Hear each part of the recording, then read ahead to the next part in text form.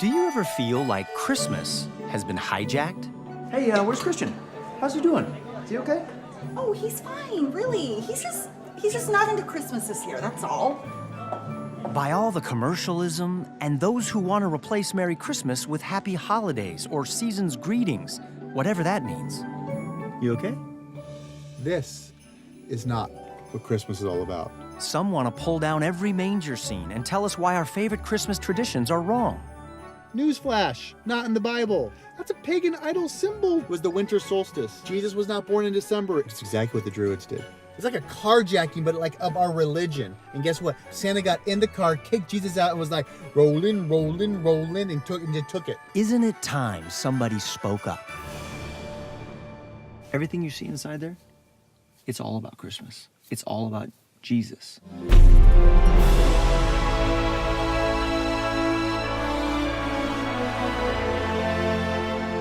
I know you love Christmas and you want it to be all about what it's all about.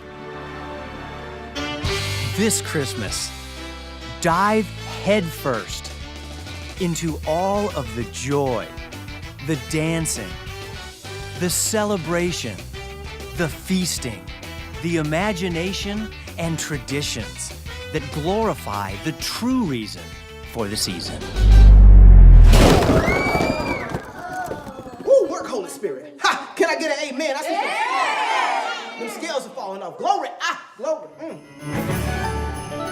Join me and my family, and together, let's put Christ back into Christmas.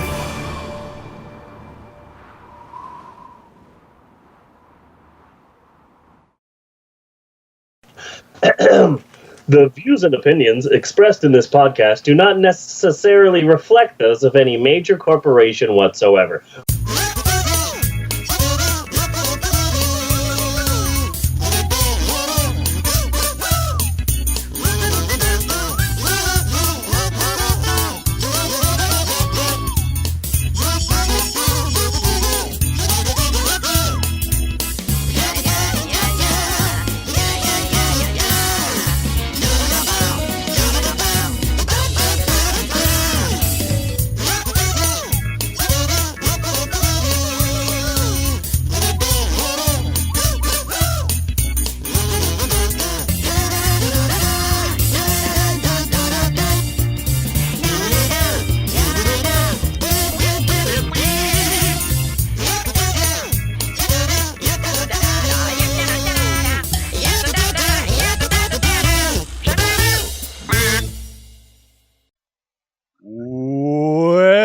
Welcome to the Pope on Film. I am Bunny Williams, and with me is Reverend Steve. I am the founder of the Church of Ed Wood, bad movie historian, father of 5, bipolar, storyteller, amateur pathologist, raconteur, and general man about town.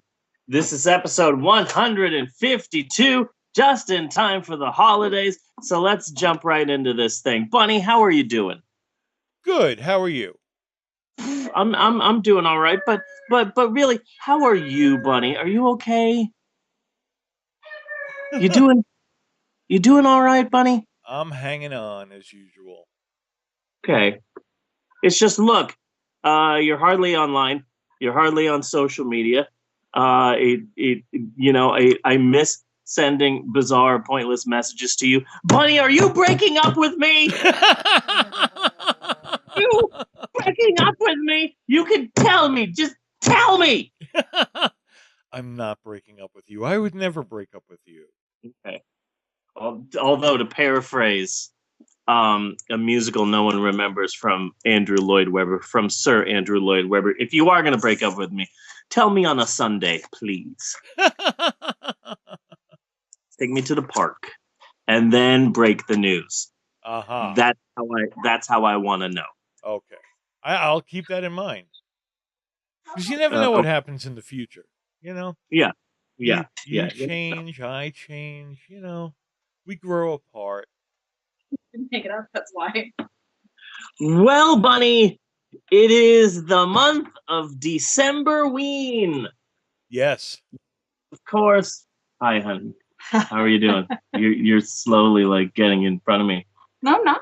Okay. I was just wondering if there's something you wanted to say or wanted to like jump in here. Hi, honey. How are you? Longest year ever. Yeah, 2017 Like is somehow the worst fucking year. But you know what, motherfuckers? I made it. Yes. Made it through the year, and I made it through the semester, and I have one to go. Fuck 2017. Yeah. All right, I'm gonna go. You're gonna go? I'm gonna go. I'm Okay. gonna go get food. All right. I'm gonna go get medicine. Maybe beer. Probably beer. Maybe All right. some lube. Who knows? Sweet. I love you. Gotta use something to fuck 2017 in the ass. Oh wait, never mind. I won't use lube. They That's never good. used it when they fucked us. That's right. All right, I'm back. All right. I All love right. you, honey. Fun. Really happy that you have now left the house during this part of the podcast.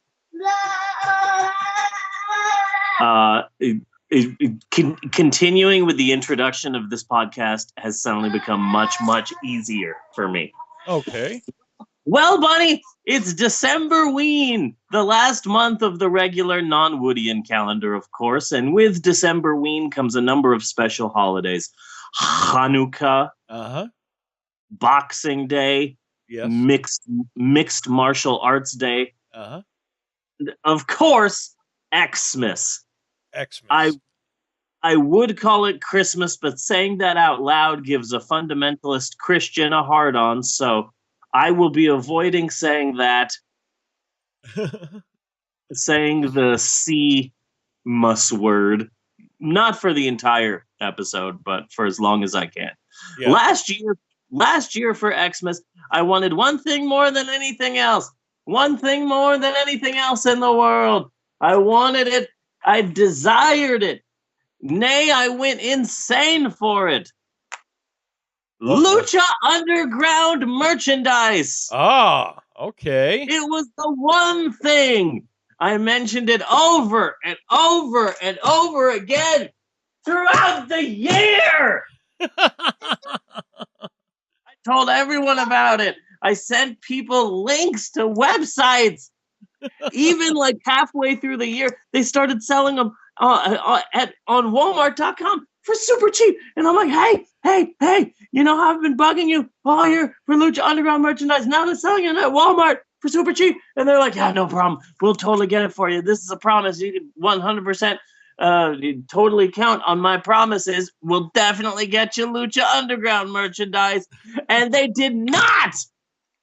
And I bugged them and bugged them and bugged them. All of them. No, not at all. Did they miss the hints? What happened here? Natasha, it's not fair because I pay attention to things that Natasha says that she wants, and I get things all year. When it comes to Xmas, I have become an old woman, and I will get things for Christmas in February, March, April, May, June, July, August, and then save them. Yeah. That's why the kids know you can't get into my trunk, and you really can't even play in the entire back of the car. You can't even look over the side of the front seat. You just can't. I have a lot, and I've had it for months. Yeah.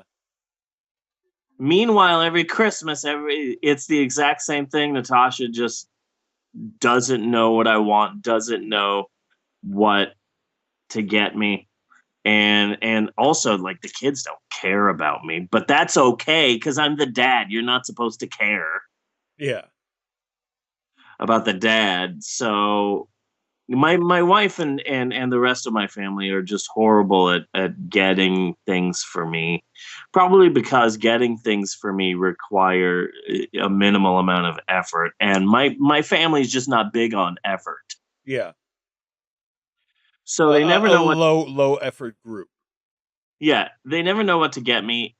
despite the fact that literally all year, and I know that they're bad at getting things for me. So every year I'll be like walking through the store and I'll be like, "Wow, look at this box set."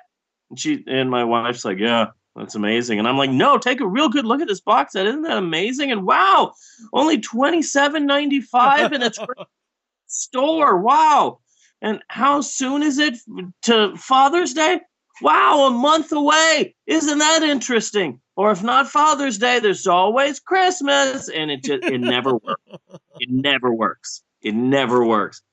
So even last year, I realized that a lot of times when my wife says, "I'm not sure what to get you," what she's really saying is, "I'm not sure what to get you here in Shawnee." So what I did is I spent like a day going to stores and finding things that I want.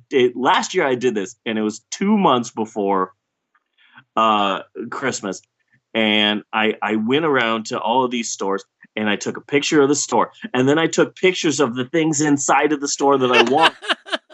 I took pictures of the prices of those things and I put them all in a file and put them on her dashboard of her computer. And it said, "Gift ideas," and still none of it worked.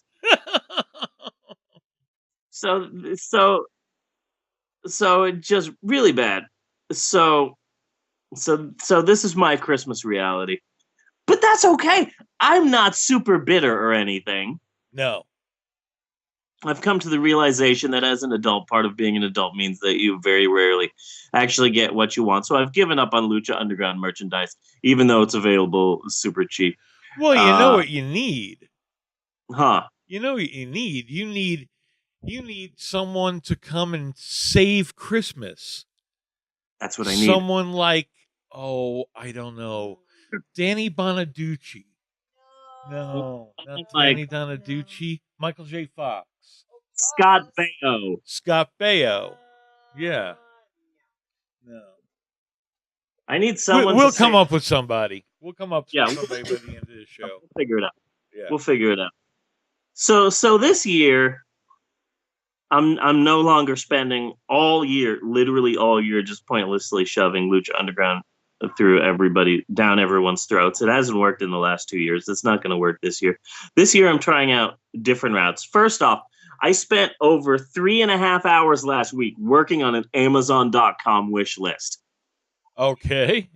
I hate Amazon.com. Their prices are destroying all brick and mortar businesses, bookstores, electronic stores. I've heard employees from Guitar Central have the exact same conversation that I've heard Barnes & Noble employees have. Really? Yeah, literally just fuck Amazon.com. I don't use it, but my wife does, and this might be the best shot I actually have at getting what I want, and I am not throwing away my shot. I'm just like my country. I'm young, scrappy, and hungry, and I'm not throwing away my shot. So that's number one. The second thing I'm doing differently this year is that I found something that I want this Christmas. Okay. And it is so strange, so odd, so out there, batshit bizarre, that I think I just might get it. Okay. It's so weird. Like Lucha Underground stuff, that makes sense. I like Lucha Underground. I'm asking for Lucha Underground stuff, but that didn't work.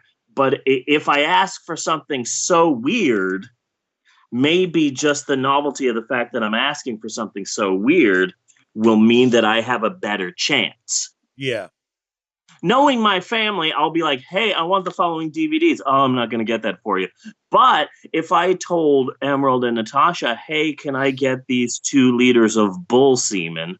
Mm-hmm.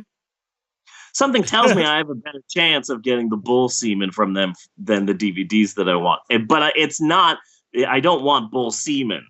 Right. This Christmas. I won't say no to it, but I don't want it. So are you ready? Are you ready to hear what I'm asking for this Christmas? I'm ready. Okay. So Tommy Wiseau Okay. now sells Tommy Wiseau brand underwear. Oh, no. on his website, TommyWeSo.com. Imagine a colorful Tommy Hilfiger underwear, except on the band, instead of Tommy Hilfiger, it says Tommy Wiseau. I need this underwear. Those could qualify as magic underwear. I need Tommy Wiseau. I think you need Tommy Wiseau's underwear.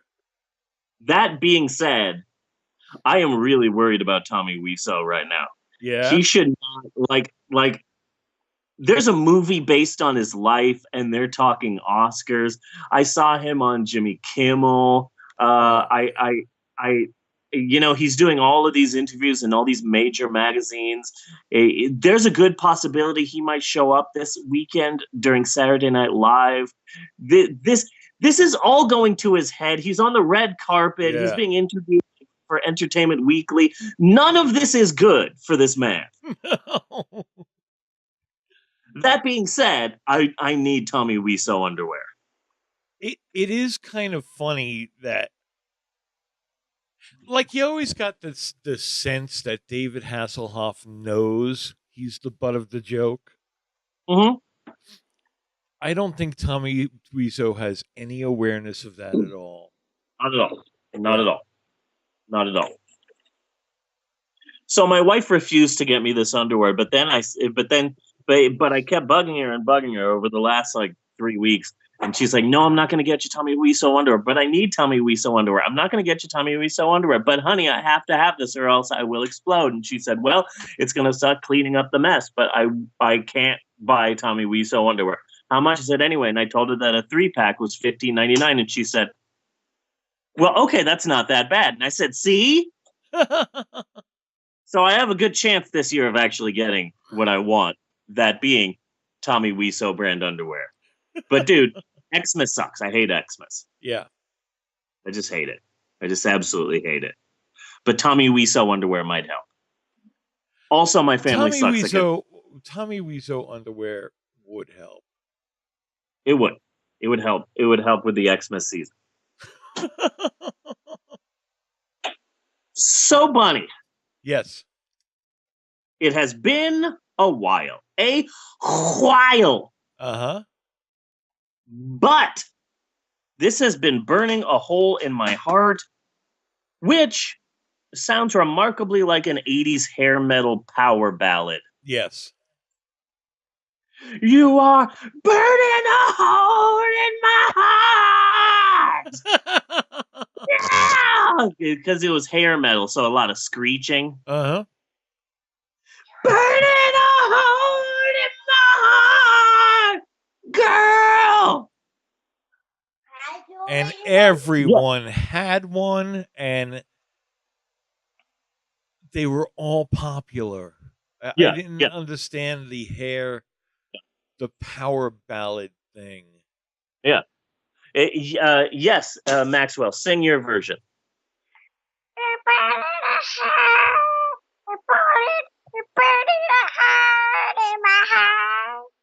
Oh my God, is Ronnie James Dio in front of me? No, it was just Maxwell. I thought for sure it was Ronnie James Dio. Wow, that was amazing. But this has been burning a hole in my heart for quite some time. Yeah. It's a good song. It's a good song. It's catchy.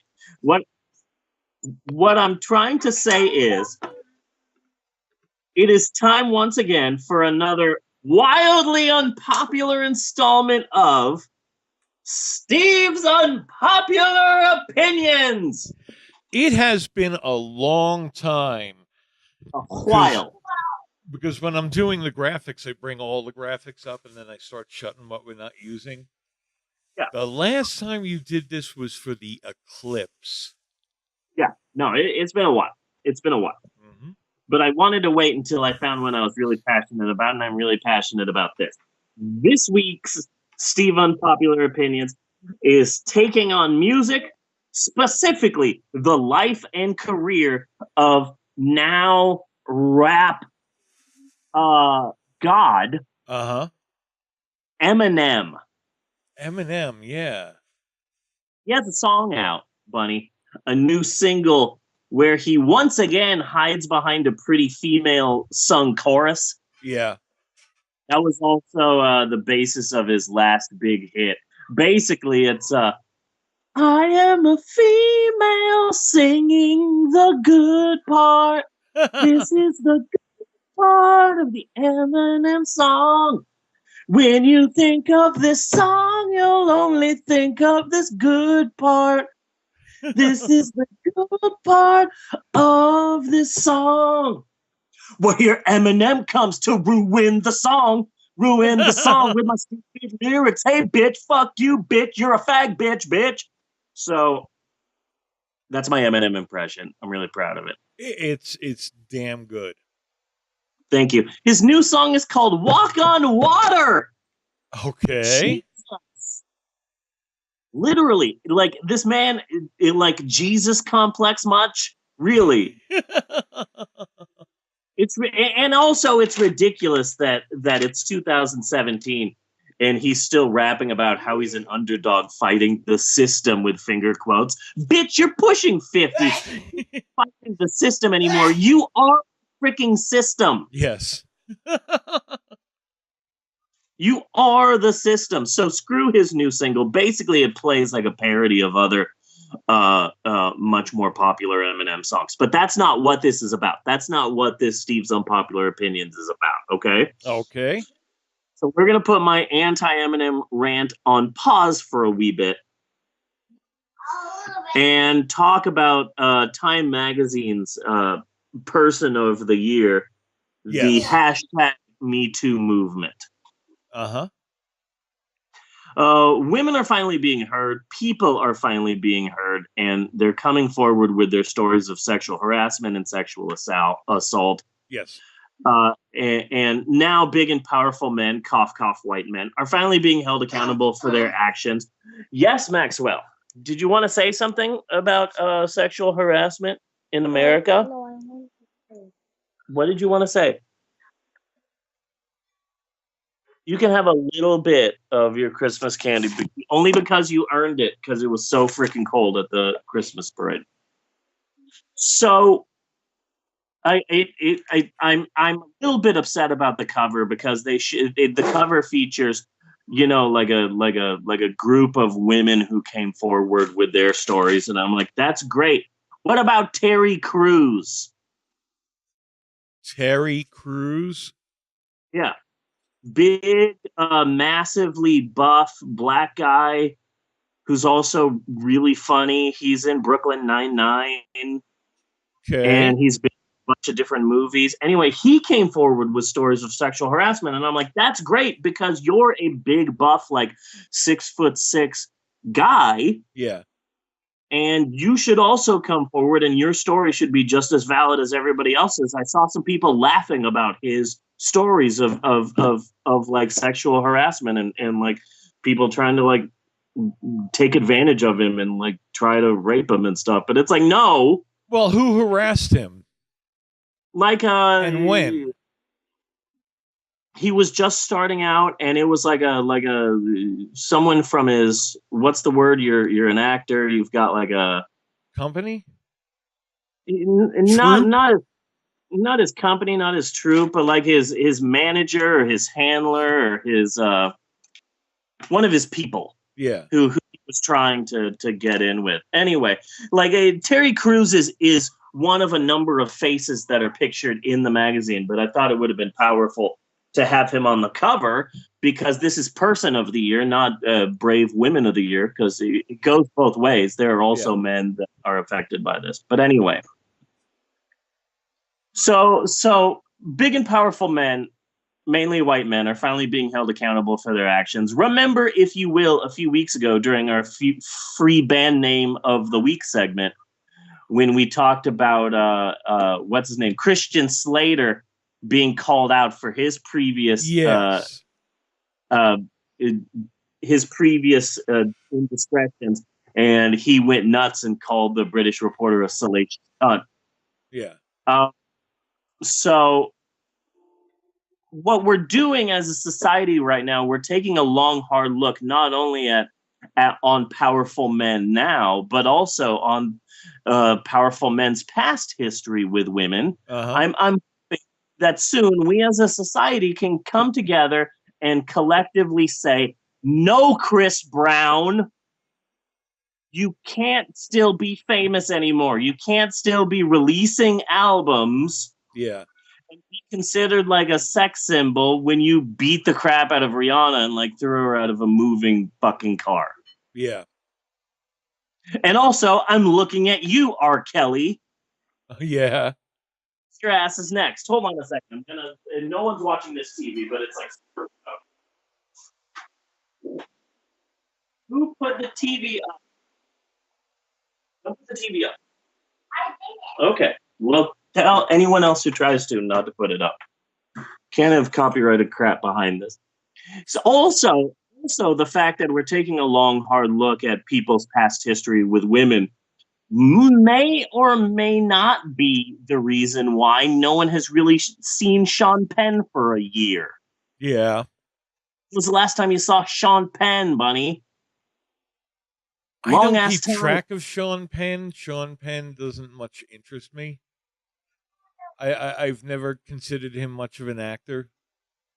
Well, I've been waiting for him to resurface because, goddamn, he tied Madonna to a chair and beat the crap out of her with a bat. Yeah. Beat her to a bloody pulp with a baseball bat for like days. Oh, and now the Me Too movement is sweeping across America, and suddenly Sean Penn's nowhere to be found. Hanging out with Richard Simmons somewhere. Yeah.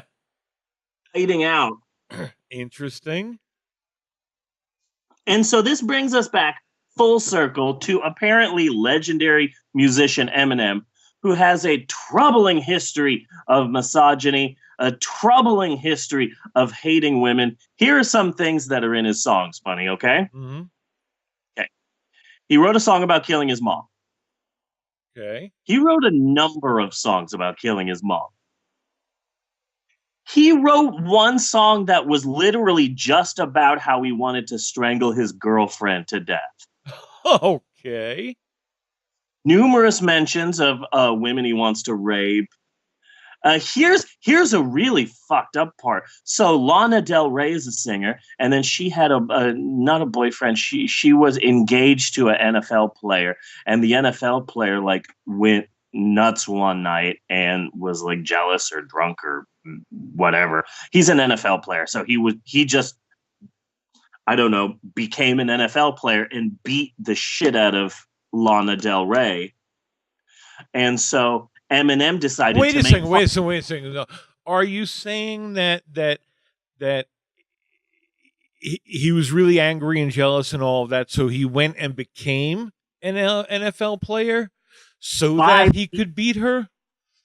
No, I'm saying that like he was technically a professional NFL player, but in my mind, he didn't become a professional NFL player until he either got a DUI, tried to kill somebody, or tried to beat a woman, because that's the majority of the NFL in my mind. I'm just picturing the coaching on that. You know? Yeah. Gentlemen, always open hand. Don't leave a mark. Yeah, but Lana Del Rey got her ass beat by this like giant, massive NFL guy. Is that so the one in the Eminem elevator? I think so. I don't know. Yeah. All I know about Lana Del Rey getting beaten by her NFL boyfriend, her NFL fiance, is that Eminem decided to make fun of it. Okay. And Eminem wrote in a song basically that like he's going to beat up MCs with his raps the same way. Like you're going to get beat so bad, you're going to think your name is Lana Del Rey. Okay. So he's making fun of a woman that got beaten by her fiance. Yeah. He has a long list of famous women that he has sung about either wanting to rape, wanting to kill, wanting to have sex with, or just wanting to beat the shit out of. He once called Britney Spears retarded. Well, He once Come called. on, there might be a point there. He once called Nora Jones a whore. Okay. And he also has a history of calling people fags. His first couple of albums are just littered with all the like lying bitches who did him wrong. And then basically anyone that he hates that's a man, he calls a fag, a dumb fag, a gay fag. And you might think, okay, but that's 1999, 2000, 2002. That was a different time. But no, I don't want to share photos in this call, but it's really nice to know that I can do that. Thank you. Thank you, Skype. I did not know that. Then explain his repeated use of fag in his song Rap God that was released in 2013. Yes. So let me see. I got the lyrics here somewhere. See, he falls in the Madonna category for me. Like, he's just a fad. People are going to get tired of him, and then they'll just go away and we'll never hear from him again. Yeah, but he has a hit song now. He's on the airwaves. He was just in the news attacking Donald Trump with one of his raps. He has an album out. He's on tour. In 2003, the same year that he wrote his heavy anti-gay song Rap God, MTV Europe gave him a Lifetime Achievement Award. Okay. And so I've got some of the lyrics here from his song Rap God. Okay, so let me see here. So these are lyrics to an Eminem song from 2013. Okay. Let's see. I attempt these lyrical acrobat stunts while I'm practicing that I'll still be able to break a motherfucking table over the back of a couple of faggots and crack it in half. You fags think this is all a game till I walk a flock of flames off a plank. Okay. And when he says walk a flock of flames, he's talking about walking gay people off a plank to their death. Yeah.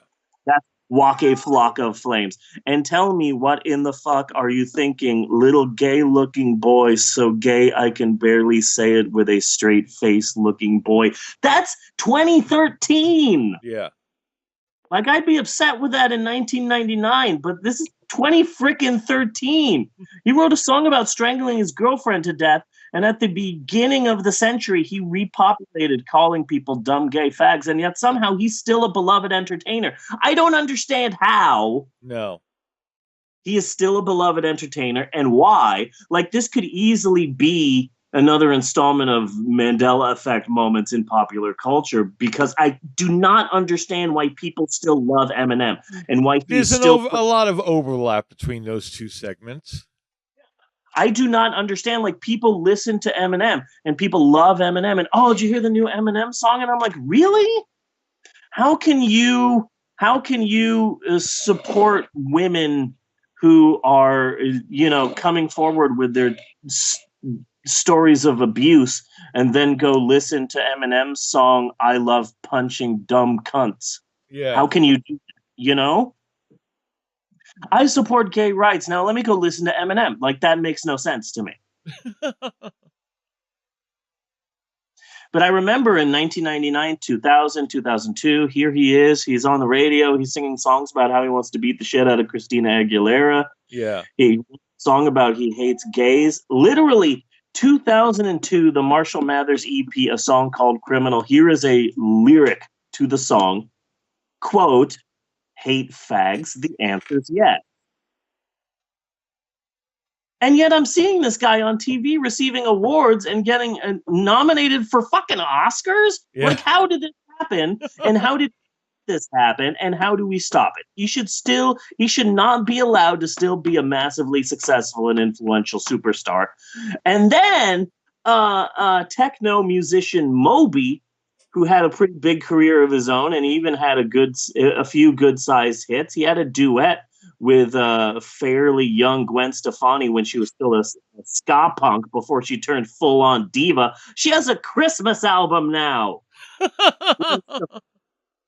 The young punk girl who wrote I'm Just a Girl would hate the diva Gwen Stefani with her own clothing line and a Christmas album. But anyway, Moby.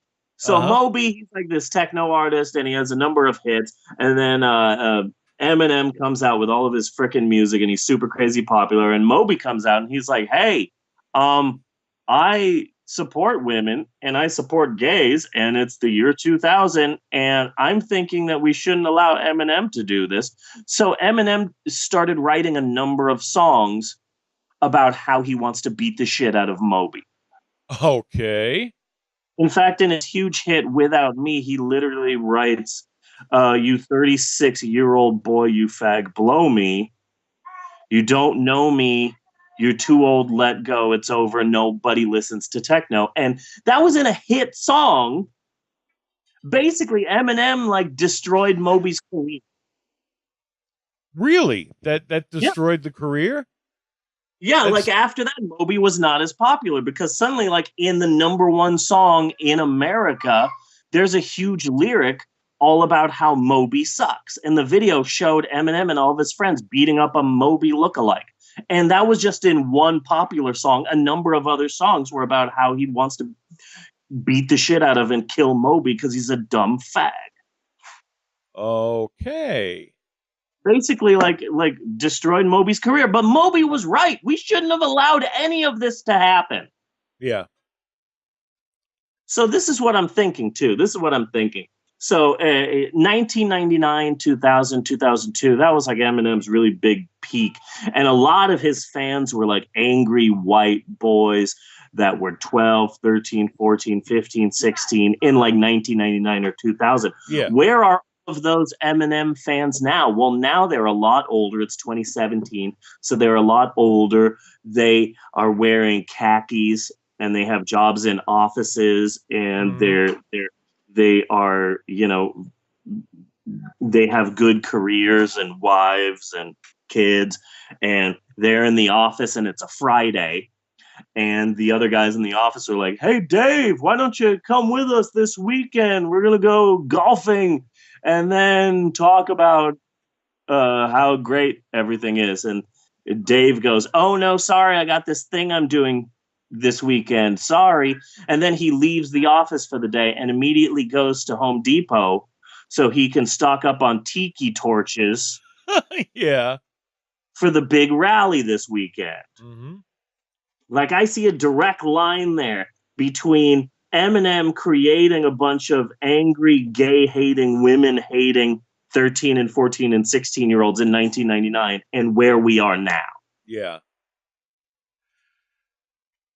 Can we trace him back? I mean, because the KKK these days like to say this is the official pizza of the KKK and other things like that. So what if we find Eminem on a list somewhere?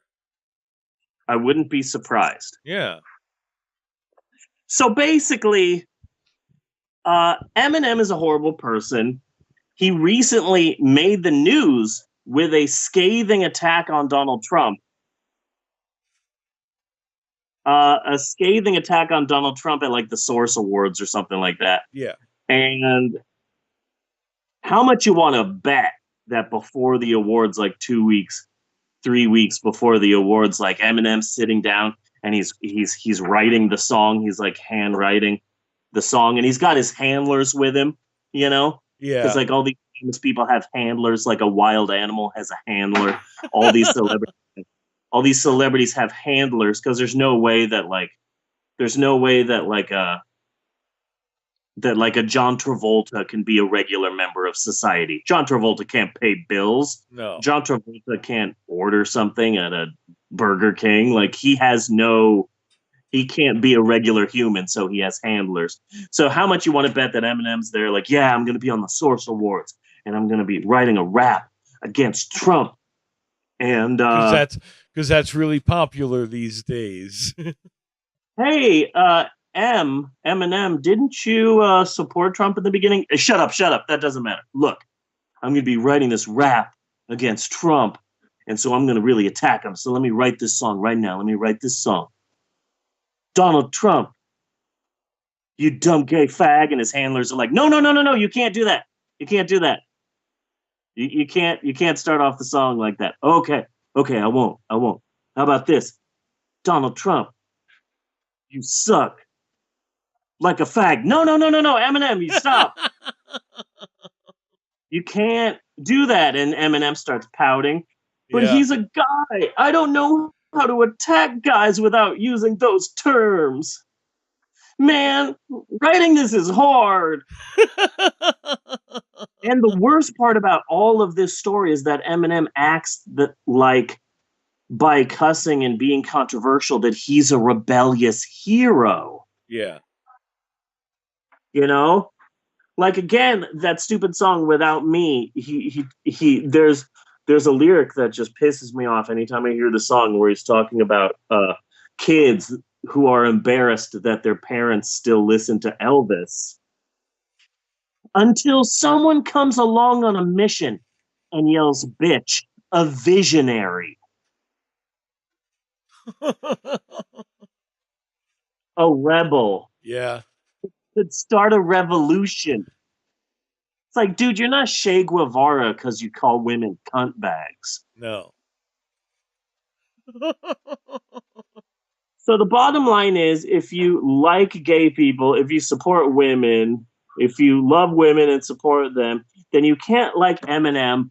Fuck that guy. He needs to grow up and he can't be famous anymore. Well, but see, now I'm in the position where I would literally have to go out and buy his albums so that I can burn them in protest. So, yeah. I'm not really sure how comfortable I am with that particular part of it. He's still getting the money. Hello. Yeah. He doesn't care what you do with him later. Yeah. So that's my unpopular opinions. Eminem is still huge. He's on the they made this big huge list of the 100 greatest rap artists ever, and of course he's on the list because he's Eminem and he's quote unquote the rap god, and people still love him. And it's just I don't understand how we allowed him to be famous. No. You know? This is freaking America. But trust me, he's just going to be a flash in the pan, just like Madonna. Yeah. You know, but Madonna pisses me off too, because Madonna still in her Madonna mind thinks that she is the most important person in the world. Yes. It doesn't matter how long it's been since she's done anything. She is, in her mind, still the most important person in the world. Anyway, you can't call people gay. You can't call people fags. Those are horrible words, and they can't be used. And the fact that he is still writing songs and using these horrible, horrible terms that no one should use, that no one is allowed to use. It's just disgusting to me that this man is still allowed to be famous. But really, we need to cut him off. We need to cut him off. Anyway, that's the end. That would not bother me in the least. No, it wouldn't bother me at all either. Wouldn't bother me in the slightest. Because I'm always shocked when Eminem's name comes up in a conversation anyway. He's still around, really? Yeah, I heard his new song, Walk on Water, and I'm like, oh, fuck you. Fuck you, Eminem. You're not Jesus, you son of a bitch. They actually let the white rapper become famous? Yeah. Huge, massively famous. I don't understand that. Yeah. Fucking ridiculous. At least Macklemore stands up for gay people. So, Bonnie, I have an idea for a video. Okay. It came to me the other day as I was driving home from our holiday meeting. As if in a dream? As if in a dream, because the holiday meeting sucks, specifically for me. I'm not going to get into why, because I'm going to be covering it soon in notes from the bookstore, but the holiday meeting sucks, and I'm going home at 10:30 and I'm exhausted, and I have to wake up at 5:45 to get these damn kids up and ready for school, because these kids take forever. Hi, Maxwell. How you doing? Good. Good. And so, like, I'm super tired coming home from the holiday meeting, and a song came on the radio, and that's when the idea for the video hit me. What you do is you get Roy Moore speeches, Uh-huh. and Roy Moore rallies, and you cover those Roy Moore speeches with a number of creepy rock songs. Okay. It hit me while I was driving home from the holiday meeting, and I'm changing the radio station because I actually listen to the radio because I'm a weirdo. And I hear the song, classic rock song. I've heard it a bajillion times, but it really hit me this time. The song comes on. What's your name, little girl? Yeah. What's your name? And I'm like, oh, wow, this is the Roy Moore song. Yeah. This is Roy Moore's favorite song. And then that's when I realized, oh, man, there's a million Roy Moore songs. The one that always really creeped me out was Billy Idol's Rock the Cradle of Love. And freaking Ringo, like, You're 16, You're Beautiful in Your Mind. Like, there's a bunch of them. There's a bunch of songs out there.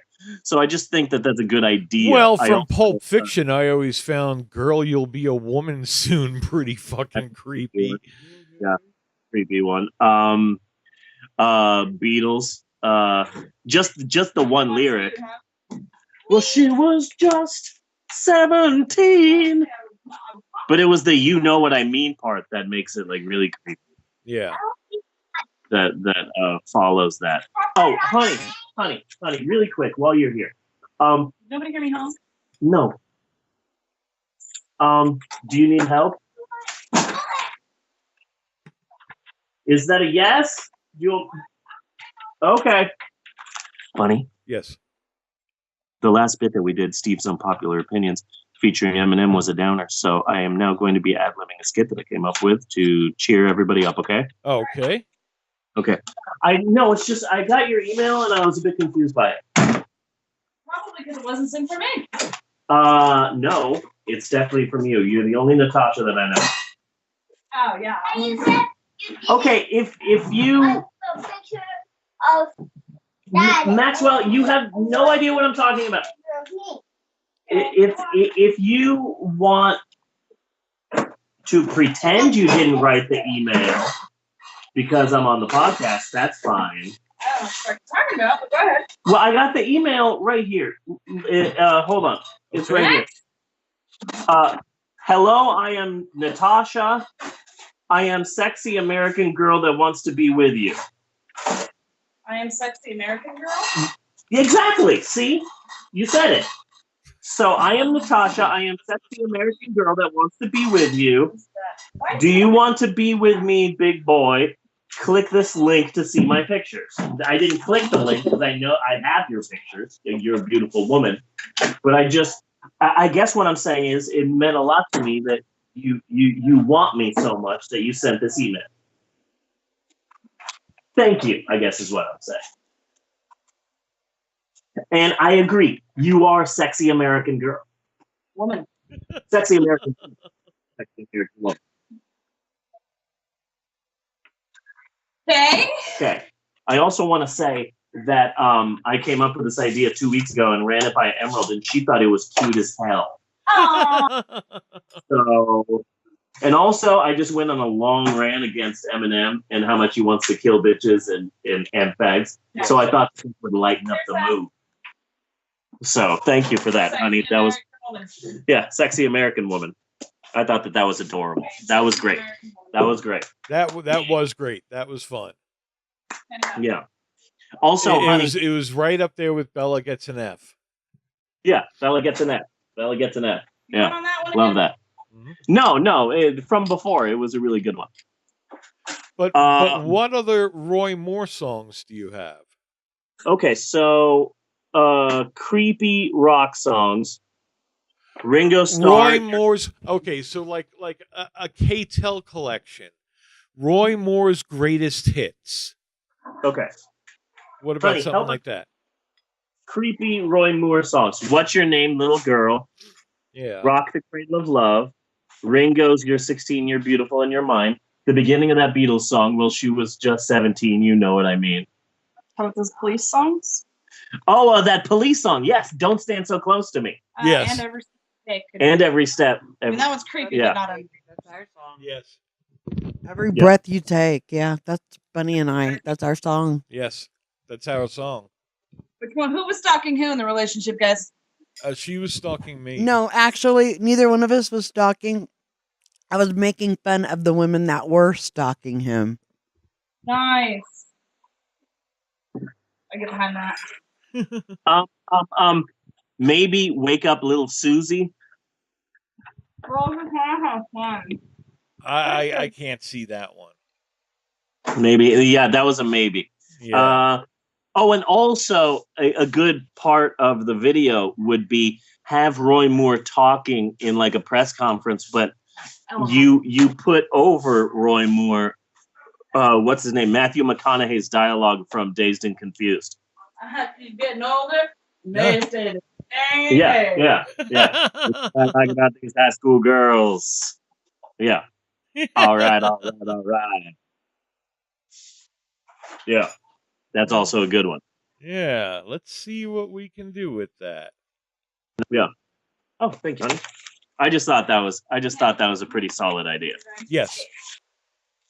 Okay, honey. Have fun escaping. Have fun escaping. So, Bunny, Yes. we have a lot to talk about this week. We have an exciting notes from the bookstore. We're going to be talking about Reed Drummond and story times. We're going to be talking about Dollar General. We're going to be talking about we're going to be talking about I'm going to finally start talking about something in notes from the bookstore that I've been slightly avoiding. Okay. Exciting about that. We're going to be talking about Japanese game shows, Yes, we are. NFL. We are going to be talking about so much. We're going to be talking about Christianity. We're going to be talking about sinning. We're going to be talking about the movie. And how to do it correctly. Yeah, how to do it correctly. We're going to be talking about the movie The Graduate. We're going to be talking about Kirk Cameron. So much. Oh, he would be perfect. He would be perfect to save Christmas. Yes. Oh my gosh. That's what you need. You need Kirk Cameron Bing, bing, bing, to bing, come bing, and bing, save bing. Christmas for you. I do. Bunny. I'll find his email, Addie. Bunny. Yes. 75% of this week's movie takes place in a car. I know. That's why. That's why I had said like this just isn't even good. It's not even much to make fun of because it's just like fucking people sitting in a goddamn car. Yeah, it's like my drive with Andre. Yeah. Freaking ridiculous. Cannot believe this. Anyway, we have a lot to talk about, but before we get to any of that, maybe we should take a break. Should we take a break? We should take a break. We should. I concur. We will be right back with more of the Pope on Film after these commercial mensajes, which is Spanish for messages. I am probably wrongly assuming. Can I do my pocket? No. Do do do do do do do do do do do do do do. Good job, Maxwell. Oh, that's good scatting, Maxwell. Yeah, Maxwell, you're the best. I will be back.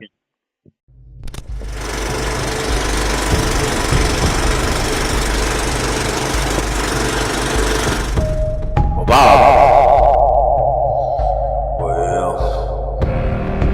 Bob thinks is, it wasn't just enough to want to see Uncle Henry and Annie M. It's that if Bob ever goes looking for his heart's desires again,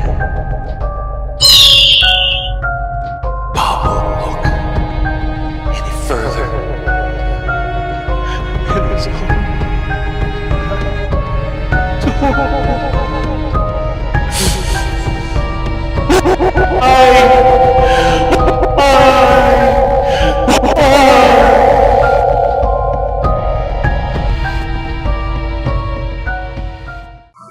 You hear me, podcast?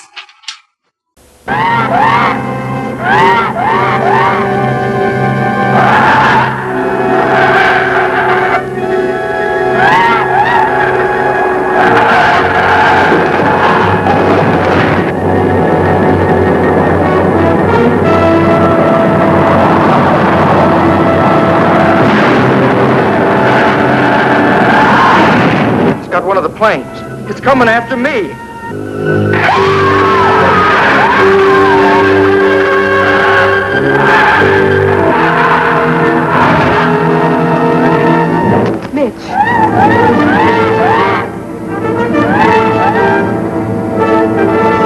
Bird is extraterrestrial. Comes from outer space. From some godforsaken antimatter galaxy millions and millions of light years from the Earth. Atomic hydrogen weapons capable of wiping cities, countries off the face of the earth, are completely ineffective against this creature from the skies.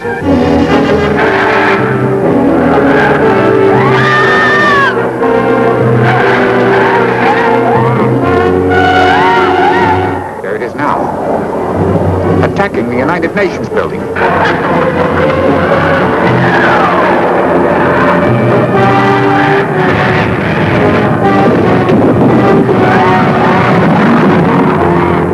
Bird's after us, chasing us. How are you doing? For God's sake, hurry, man.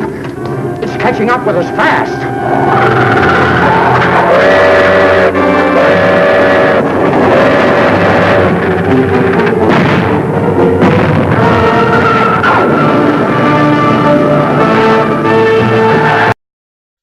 And we're back with more of the Pope on Film. Well then, Bunny, let's talk about books. You see, people always say, hey, Steve, how do you keep your hair so shiny and clean? To which I say, the back of the freaking bottle says, wash, rinse, repeat. So many people then get the shampoo and they go, wash, rinse. Was there another part? I don't think so. I'm done. I always repeat, and that's why my hair is so silky, smooth, and luxurious. That's why you pay twice as much for shampoo. Wash, rinse, repeat, not wash, rinse.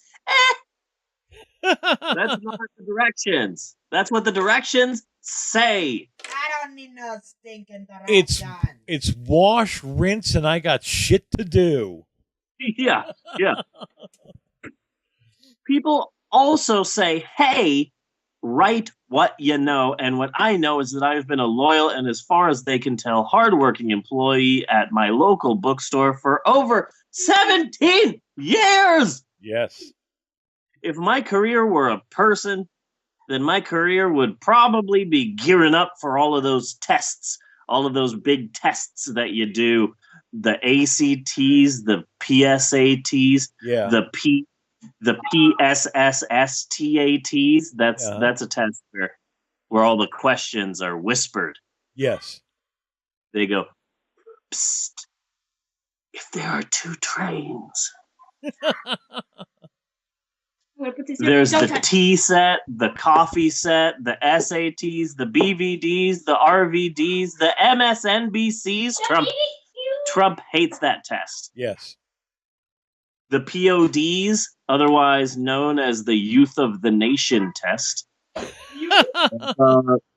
Thank you. I wasn't sure about that joke, so thank you for that. The MCAT, the M-Dog, the M-Snake. Interesting fact, the M-Snake test is exactly the same as the M-Cat and the M-Dog test, except you need to have a lot more tattoos. And vape.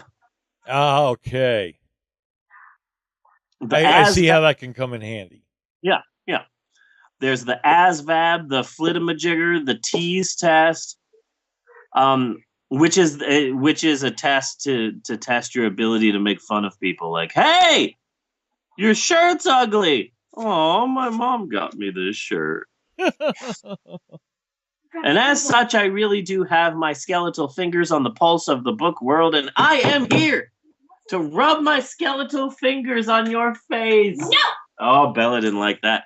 With this week's unforgettably forgettable installment of Notes from the Bookstore! Dun, dun, dun! And this week's Notes from the Bookstore comes from Down Home Country Girl, cough, cough, BS, cough, cough. Down Home Country Girl Ree Drummond and her brand new cookbook, Come and Get It. Gee, with such a rural sounding title, she must be authentically down home and country homespun rural farm cowgirl and not an immensely wealthy one percenter. In fact, I heard the original title of her cookbook was Yeehaw Spit on Floor Trickle Down Economics is Sure to Work This Time. They decided instead that Come and Get It was a better title. And let me tell you something about Ree Drummond's new book, Come and Get It. This book is full of wonderful recipes and funny stories and amazing pictures. And this book makes the perfect gift for everyone you know. Everyone you know. Literally everyone. Everyone. Which is why you should seriously consider coming to the bookstore, specifically my bookstore, and buying 200 copies of Ree Drummond's new book, Come and Get It.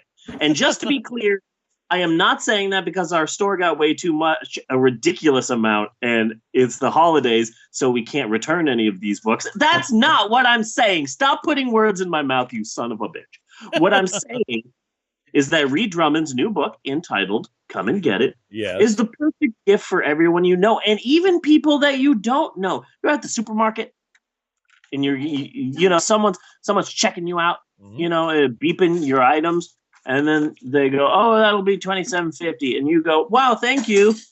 You're very nice. Here's a tip for you. No, not money.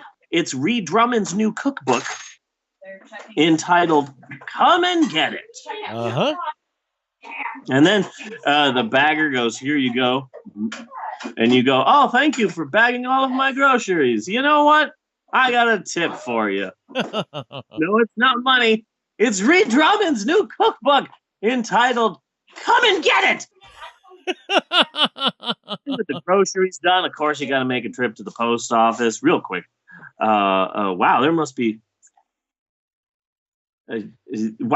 what, like 30, 40 people working at the post office, and I'm a glass half full guy. In fact, I'm not even a glass half full or a glass half empty guy. I'm just excited I got a glass. Yes.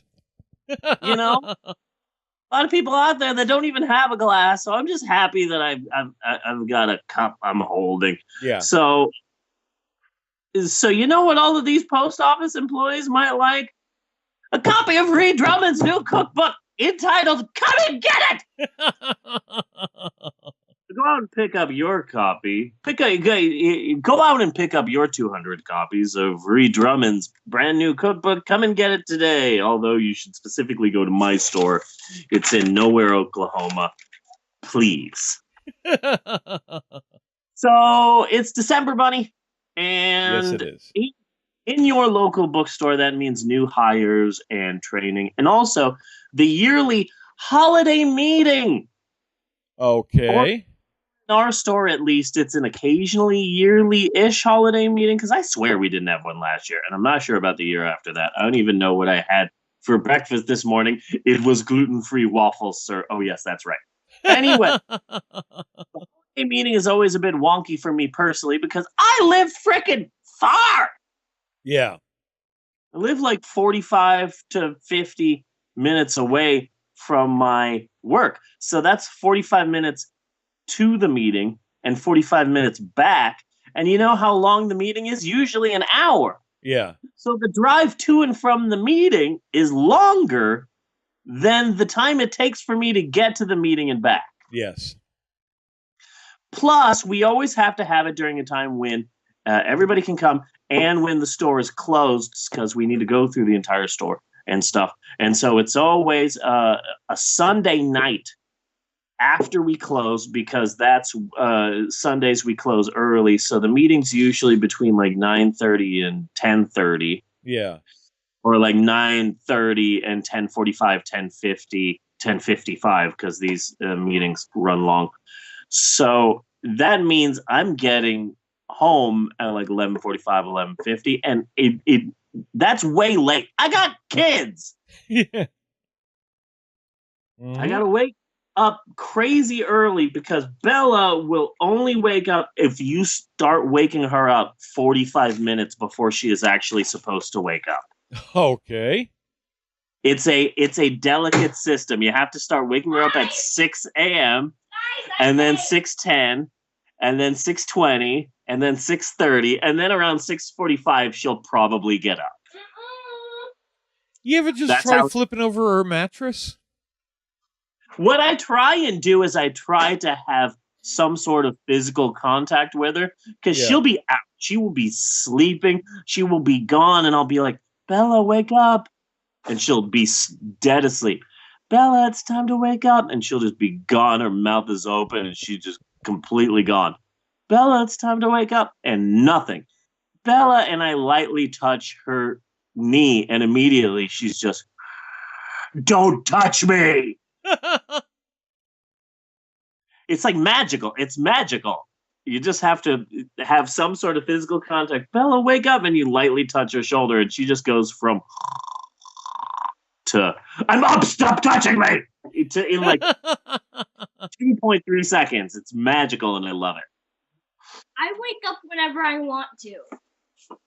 But that's because it takes my effort to get you to wake up when you want to. What I'm trying to say is you're welcome. I would try and sing the song from Moana, but I don't know it that well. I've barely watched the film. Oh, yeah? Well, if you punched my face, then I would punch your face in the face. In the face. So I live really far, and it's late for me. I got to wake up early for the kids. Plus, holiday meetings are mostly newbie stuff. So it's weird to be there. It's like, okay, we have an hour-long meeting. Let's get right into this. Dress code. And it's like, okay, so much of this is not in any way going to be for me. Yeah. I'm a receiving manager. I literally can come dressed however I want. And I know that because I have come to work in pajamas. I've come to work dressed as a pirate. I've come to work in a taco outfit for no reason whatsoever. I've really tested the boundaries of receiving managers can come in dressed however they want. Yes. And also they always say, hey, it's a holiday meeting. You're not at work. You'll get paid for it, but you're off the clock so you can dress however you want.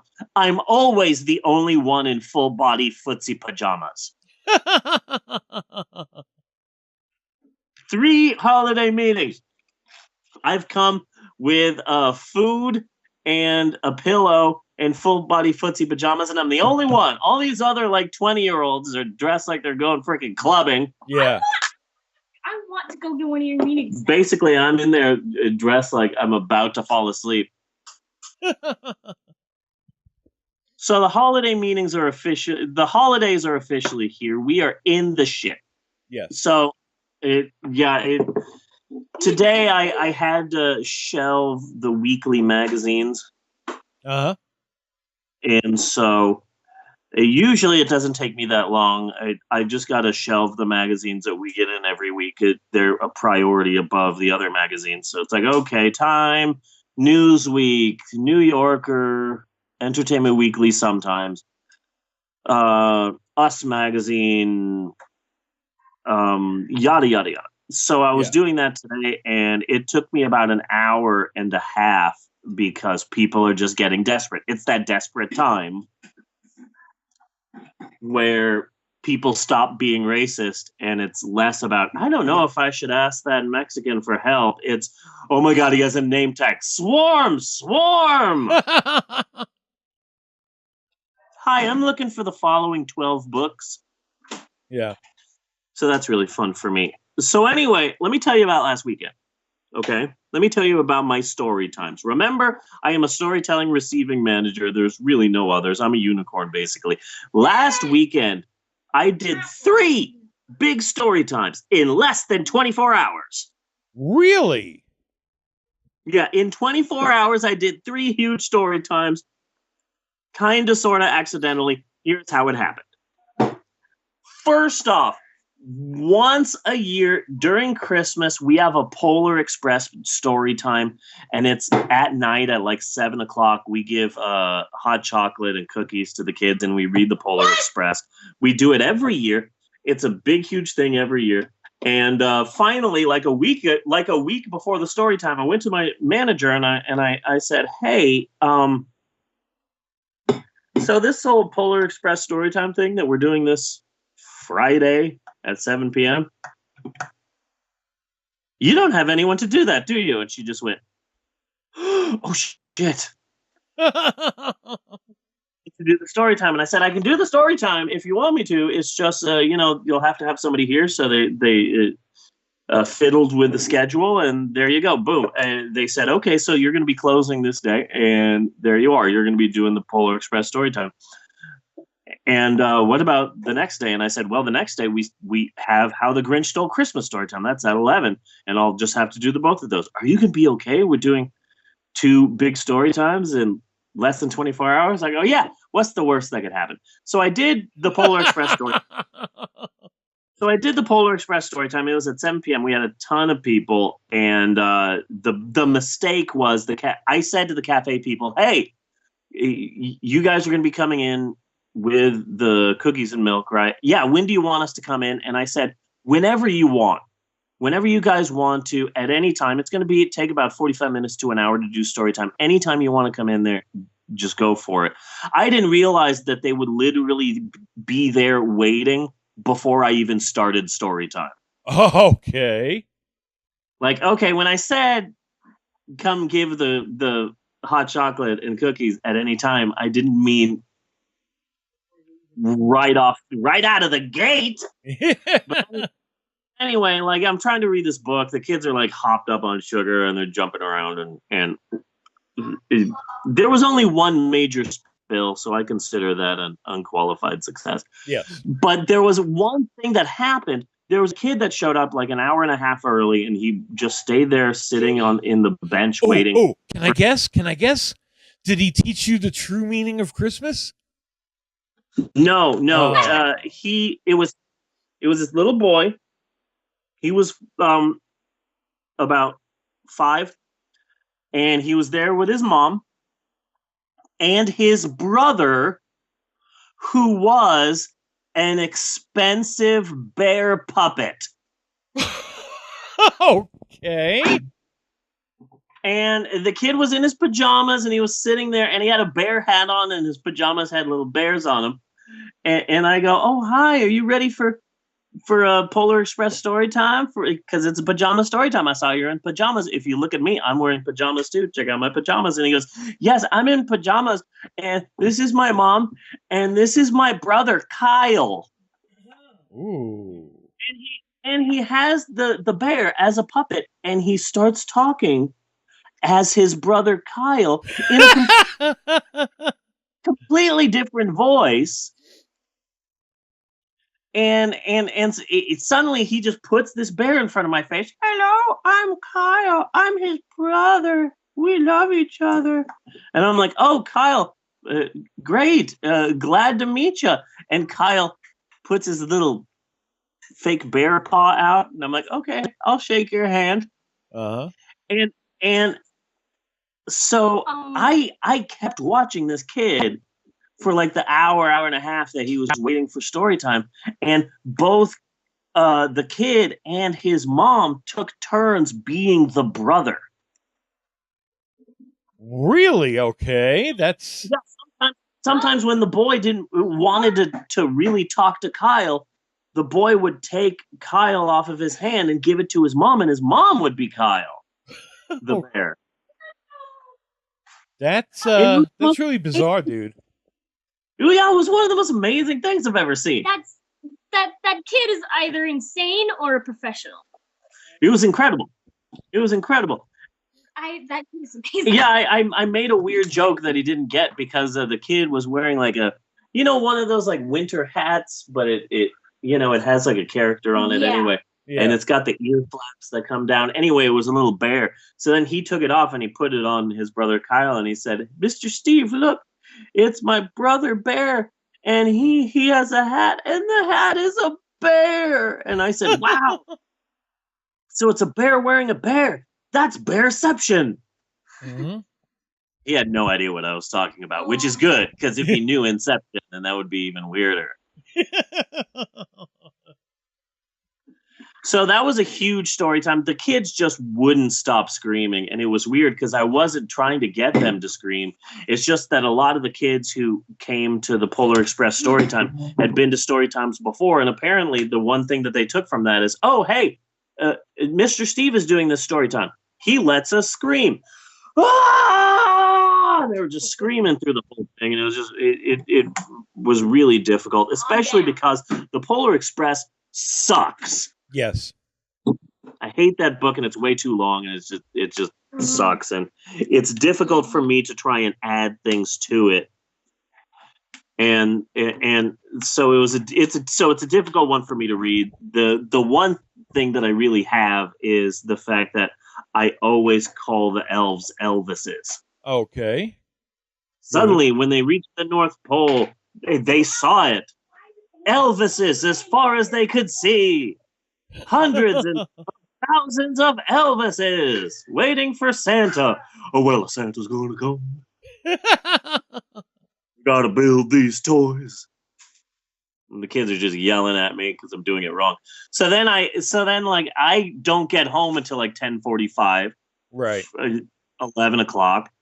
And so I come home, I have a beer or two, I go to sleep, I wake up super early, I come to work, and now it's the Grinch story time, and I have just as many kids for the Grinch story time, because every year when we read the Grinch, that's a really big deal.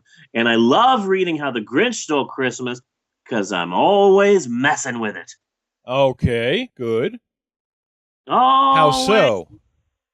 I try and call it out like it could be perhaps that his shoes were on too tight. Kids, don't listen to Dr. Seuss. He's not wearing shoes. Or perhaps the reason is because his heart was 2 sizes too small. Kids, this book was written in 1956. There are surgeries we can perform now with lasers that will fix this. Even if he doesn't want to get the laser surgery, there are pills he can take where he can still be a happy, successful member of society. Yes.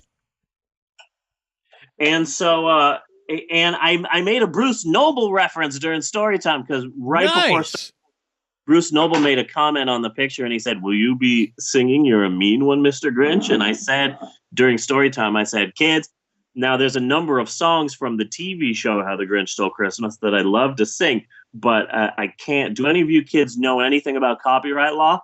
No? Well, it's okay. I will be singing sound-alikes. You're a bad guy, green person." So I was really proud of that. And then I mentioned the Mandela effect when you get to the part where he yes, you can have some of my water, Maxwell. No. Okay, so you get to the point where like he's got the sleigh, he's got his dog Max, he hitches his dog up to the sleigh, and then the Grinch says, but in the book it says that the Grinch says, "Giddadap." Okay. GIDDAP exclamation point. And I say, then the Grinch said, "Giddadap." And then the kids are all freaking out like, no, Mr. Steve, he says giddy up. And I says, yeah, that's what you think he says. But I've got it right here. Look at this book. The Grinch says giddadap. But that's wrong. Yeah, but this is the original book. And the original book says giddadap. But you are all convinced that in the original book, he says giddy up. Do you kids know what the Mandela effect is? No? Well, let me try and summarize it for you. You're from a different universe. You know what? I'm not going to get into it. But look, the book says giddadap. So then I'm done with both of the stories, with both of the story times really big, and I'm cleaning up from that second story time, and all the parents are just like patting me on the back and going, wow, 2 big story times. You must be exhausted. Yeah. And I go, yeah, no, I'm pretty exhausted. I don't know how I'm going to get through the rest of the day. So I finished at noon. Now, let me tell you about my huge story time at 1:30. Okay. This is how I remember it. Is it all a blur? No. This is we're going back now. We're going back into the past. This is how I remember this conversation happening. It probably is in no way how the conversation happened. This is just how I now remember it, knowing what happened at 1:30 that day. So this is how I remember the conversation. I'm in the break room, at the break room table, probably eating lunch, a cup of noodles and something else, because now that I'm in receiving, I need twice as much food than I used to eat. I am burning calories so much. I just need so much. I eat a ridiculous amount of food during my lunch breaks. So I'm there probably reading like rightwingwatch.org or the Onion AV Club. And suddenly in the community relations office, Katie leans back on the rolly chair that's in front of the community relations computer. And she says, Steve, it's me, Katie. Also, it's July or August.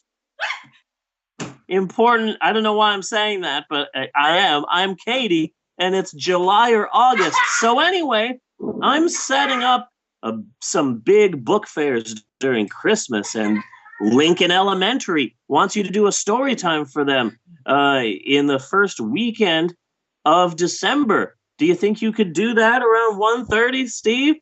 And I said, sure, but remind me, because there's no way I'll remember this, because as you said, Katie, it's July or August now. Yes. And then Katie said, sure, I'll remind you before the time comes. There's no reason to expect that I will quit before the end of the year. It's July or August. So I'm shelving magazines, and I'm exhausted from my 2 story times, and I'm about 5 minutes away from clocking out until I'm called by the store manager.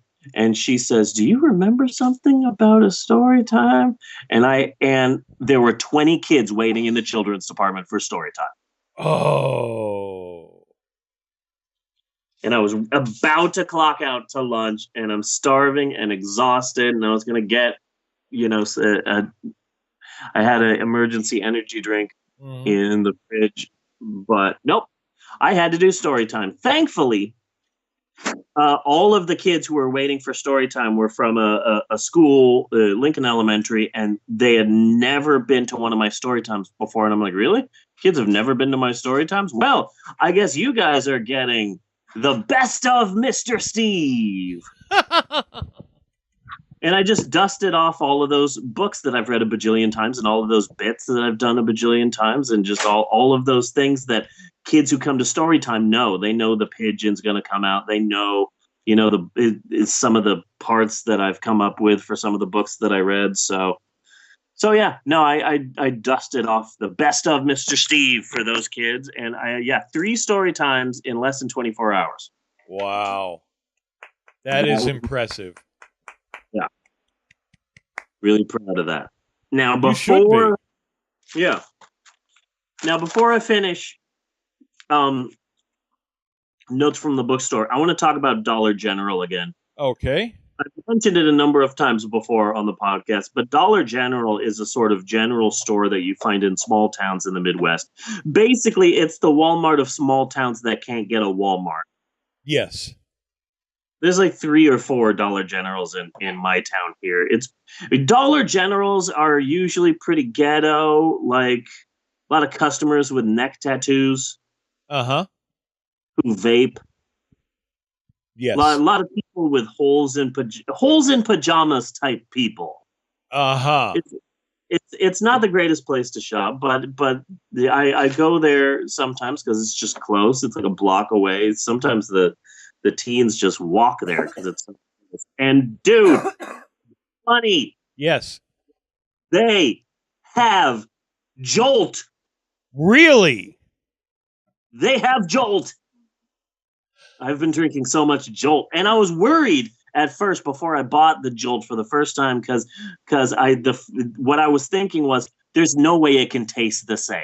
Yes, but it does. It tastes the same. It's like you got an RC Cola and just put like 50 sugar packets in it. It tastes the same. And I'm really excited about that. I am all about energy drinks this holiday season. I mentioned it before, but I'm going to say it again. My pee is so neon that I'm pretty sure I'm a My Little Pony character right now. I'm Flutter Steve or Twinkle Spick. I'm Latino, so I can say that. My pee is so neon that the other day I was at work and I was peeing and my pee was flashing. Eat at Joe's. Eat at Joe's. Eat at Joe's. It's funny because, like in California, everyone drank Red Bull. That was just what everybody drank. Yeah. But here in the Midwest, for some strange reason, everyone loves Monster Energy drink. I don't like Monster Energy drink. Neither do I. It's made from Bruce Banner's pee. Yes. But people wear Monster Energy drink shirts and hats, and they have car decals on the back of their pickup trucks. And I've seen people with Monster Energy drink tattoos and like. Yeah, I've seen them with shirts and hats and shit. Like Monster Energy drink, for some reason, is basically the Nike of the Midwest. And I have no idea why. Yeah. The same way that when I was in California, every third person was wearing a Raiders jersey. Yeah.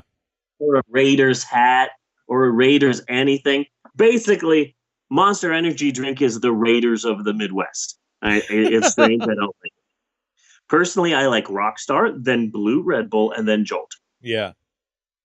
I won't drink Monster You Energy. Consider Jolt an energy drink? The way I drink it, yes. I down that thing like it's a shot. Yeah. I down it. I down it like it's water, and it just came from the Sahara. When I say Sahara, I mean the really bad Matthew McConaughey movie. Yes. Just to be clear. Also, you know who was a big fan of Monster Energy drink, who used to love Monster Energy drink? Who? My former friend Ricky was a big fan of Monster Energy drink. Oh, sorry. Good job, Bella. Good job. Way to tie it in with the film podcast. That was really good. Also, this might be my first mention of Ricky on the podcast. And I know, Bunny, you sick, twisted freak, you must have just been rigid with excitement over the possibility of me dusting off this painful memory of my history. Yes. I was doing like my career history, but I stopped because there's like this difficult part where like I broke up a marriage and someone tried to kill me at work. Here's the Cliff Notes or the Spark Notes, because we don't carry Cliff Notes. Basically, I broke up a marriage, or as I kind of see it now, I was used to break up a marriage. Yeah. I used to say that I broke up someone's marriage, but I believe that I was used because if it wasn't me, it would have been someone else. Understandable. That this woman used to try and get out of this relationship. Honestly, I'm still processing it. It's odd because I was reading back at my blog like a year ago, and essentially what I forget is that it was a love triangle. I forgot in the fog of history that not only did the wife have a thing for me, but also the husband. I kind of forgot about that. Oh. So yeah, it's a painful memory, and eventually I'm going to have to talk about that. Bella, do you need to pee? You're just standing right next to me, bouncing up and down, and you're just really giving me the hooboo-jeebies. What did you want to say? Do you have something like on deck? I wanted to ask you if you wanted some pizza. What? It's Hawaiian.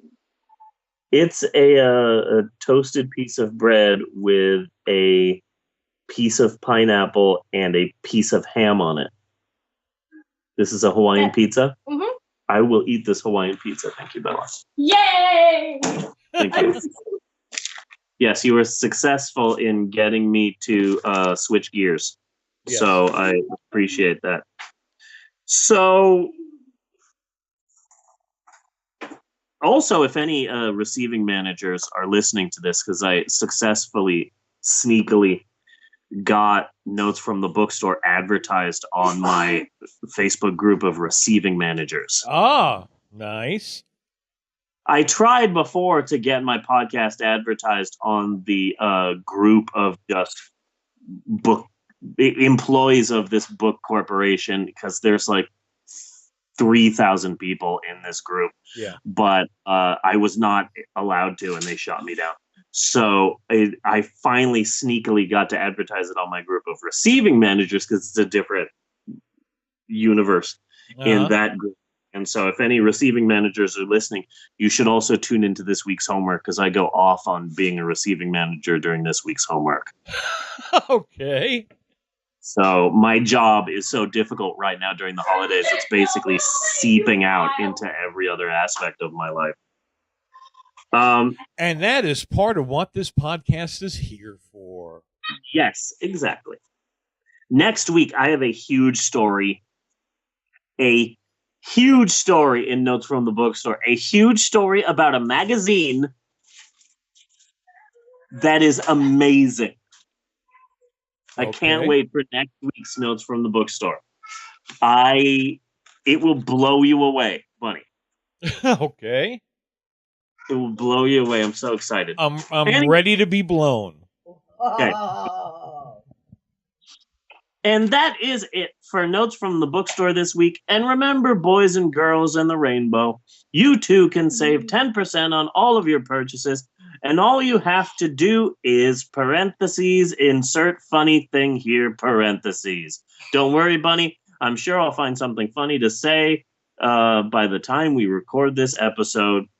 Oh, awesome. Never mind. We'll fix it in post. We'll fix it in post. Fix it in post. And cut. That is Notes from the Bookstore. I fixed it. Are you proud of me? Oh, you fixed my Hawaiian pizza? Thank you for that. It's so much better now. It has cheese now. Bella, was it broken?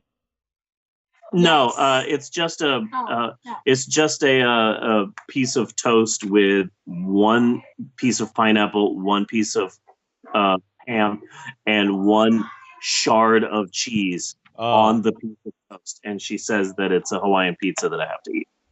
Okay. Bunny, Bella, you should stay close for this next bit. Hey, Bunny, guess what? What? No, you have to guess. You have to actually guess. Wow. Sparkling wine. No. My Colorado companion, my unconventional conventionists. It's homework time once again on the Pope on Film podcast. People of the internet, your attention, please. Cease your stepping and your complicated tabletop gaming and kindly pay attention. Wow, a highly complicated $89 board game with 127 pieces that will take 45 minutes to learn and 2 to 4 hours to play. Wow, sign me up. That totally doesn't sound like torture. I'm really excited to play Yawns of Catan with you for 6 hours. That's a fun half of my day.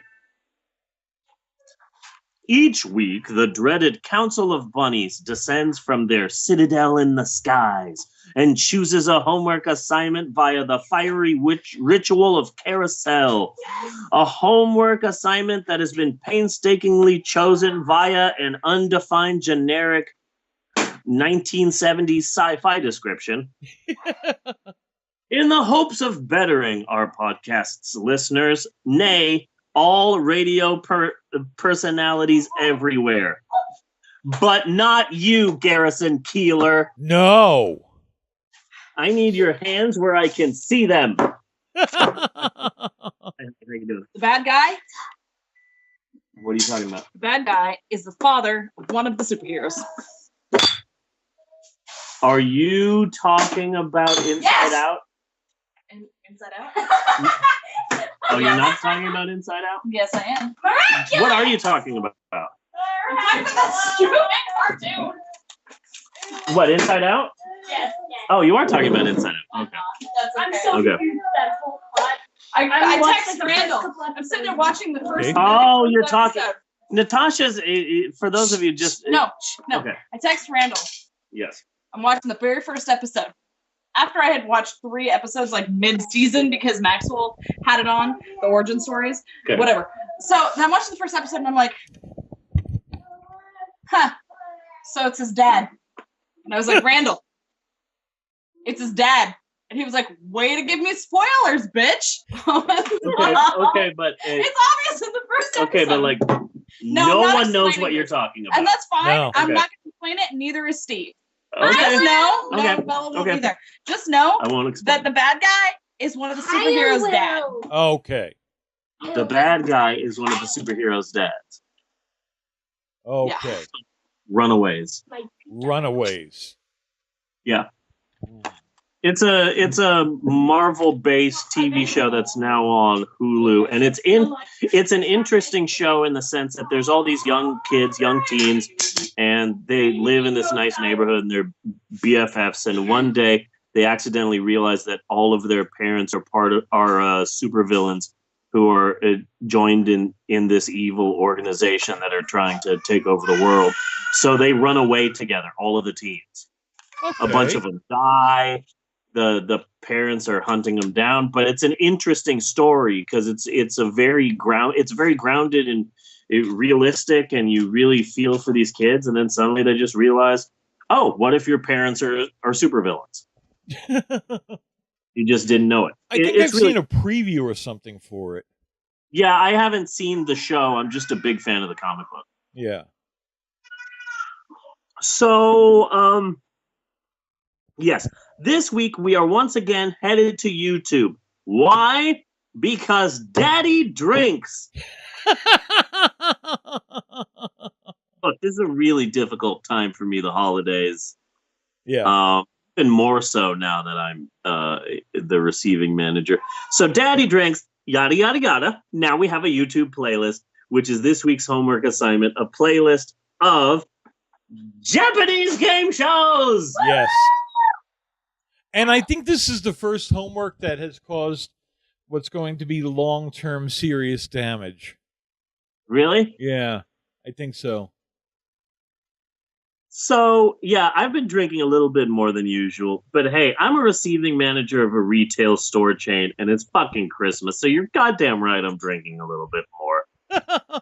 What it means to be a receiving manager. Being a receiving manager is repeatedly screaming, Jesus fucking Christ, I can't do this, it's too much, quietly in your head 10 times a day. Yes. Getting way too much overtime, usually by accident, driving home in serious pain, having a few beers in painful silence back at home, and sometimes having a hot bath with both bubbles and depression. Boom, receiving managers! So I'm drinking a little bit more, but to clarify, I'm still a big ass wuss when it comes to drinking. Yeah. I want to save you from yourself. So my drinking a bit more is still no way close to Natasha's drinking. I don't know when she became a professional. But like I drink like my mom, and suddenly I'm married to Stone Cold Steve Austin. Amazing. It's incredible. She can down them. Yeah. So I was drinking, and then I was on Twitter, and then I saw a clip of a game, an actual game called Slippery Stairs. Yes. Which And is I what immediately- started it off. Yeah, and I immediately had to go to everyone in the house and show them Slippery Stairs, and I showed everybody. And the thing that got me about Slippery Stairs is, how the fuck is the NFL still a thing? Yeah. When Slippery Stairs is an option. That was some competition. What the fuck? We're giving young men concussions, brain damage, irreparable brain trauma. We're killing our bright young men, and all this time, Slippery Stairs was an option. Yes. Here's how you play the game. You get these men, take off their socks and shoes. You lube them up. You lube up the stairs. I just described an entire game show. Yes. Yes, Maxwell. Yes, man. Just take the water. It's your water now. Go. It's your water. I'm not allowed to have things as a dad. So there has to be a U.S. version of Slippery Stairs. We need to make this happen. Give it to Chris Hardwick. He already has 7 shows. Yeah. I want him to do like a talking show after a show that shouldn't have it. You know, like Talking Judge Judy, which happens after an episode of Judge Judy where he is live taking calls about this episode of Judge Judy or something like that, you know? Slippery Stairs. Yeah. So it would be Steve great Harvey. for him to recap Slippery Stairs. Fuck Steve Harvey. We should give it to Steve Harvey because he would be the easiest person to get because he gets paid in neon suits and mustache cream. Well, that is just the truth. Yeah. What, Maxwell? I want to tell you my game that I described a long time ago. Okay, what is your game that Maxwell that you described a long time ago? Well, when I was watching YouTube, when I was on my secret computer in my underground lab, In your underground lab. I just searched up that there's a game called Take your time. climb, hiking, hike your house. Yeah, climb, hiking, hike your house. I love that game. Yeah, it's where you Climb, hiking, hike your house? you like try to get all the way To the top of your house? Yeah. Oh, that's a great Climb- game. That's a great game. And then you like live there. Oh, and then you live there for the rest of your life. What an amazing game. I'm pretty sure that that's already a game in Japan. But thank you for playing. It would have to be a game in Japan.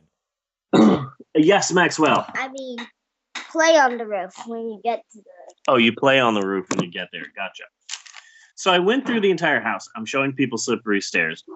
This video brings up a lot of questions. Why is the audience full of Japanese supermodels? Yes. What is up with the Chuck Jones cartoon sound effects? The NFL's ratings be better if we added Chuck Jones cartoon sound effects. I would say yes. Someone gets tackled and they're paralyzed.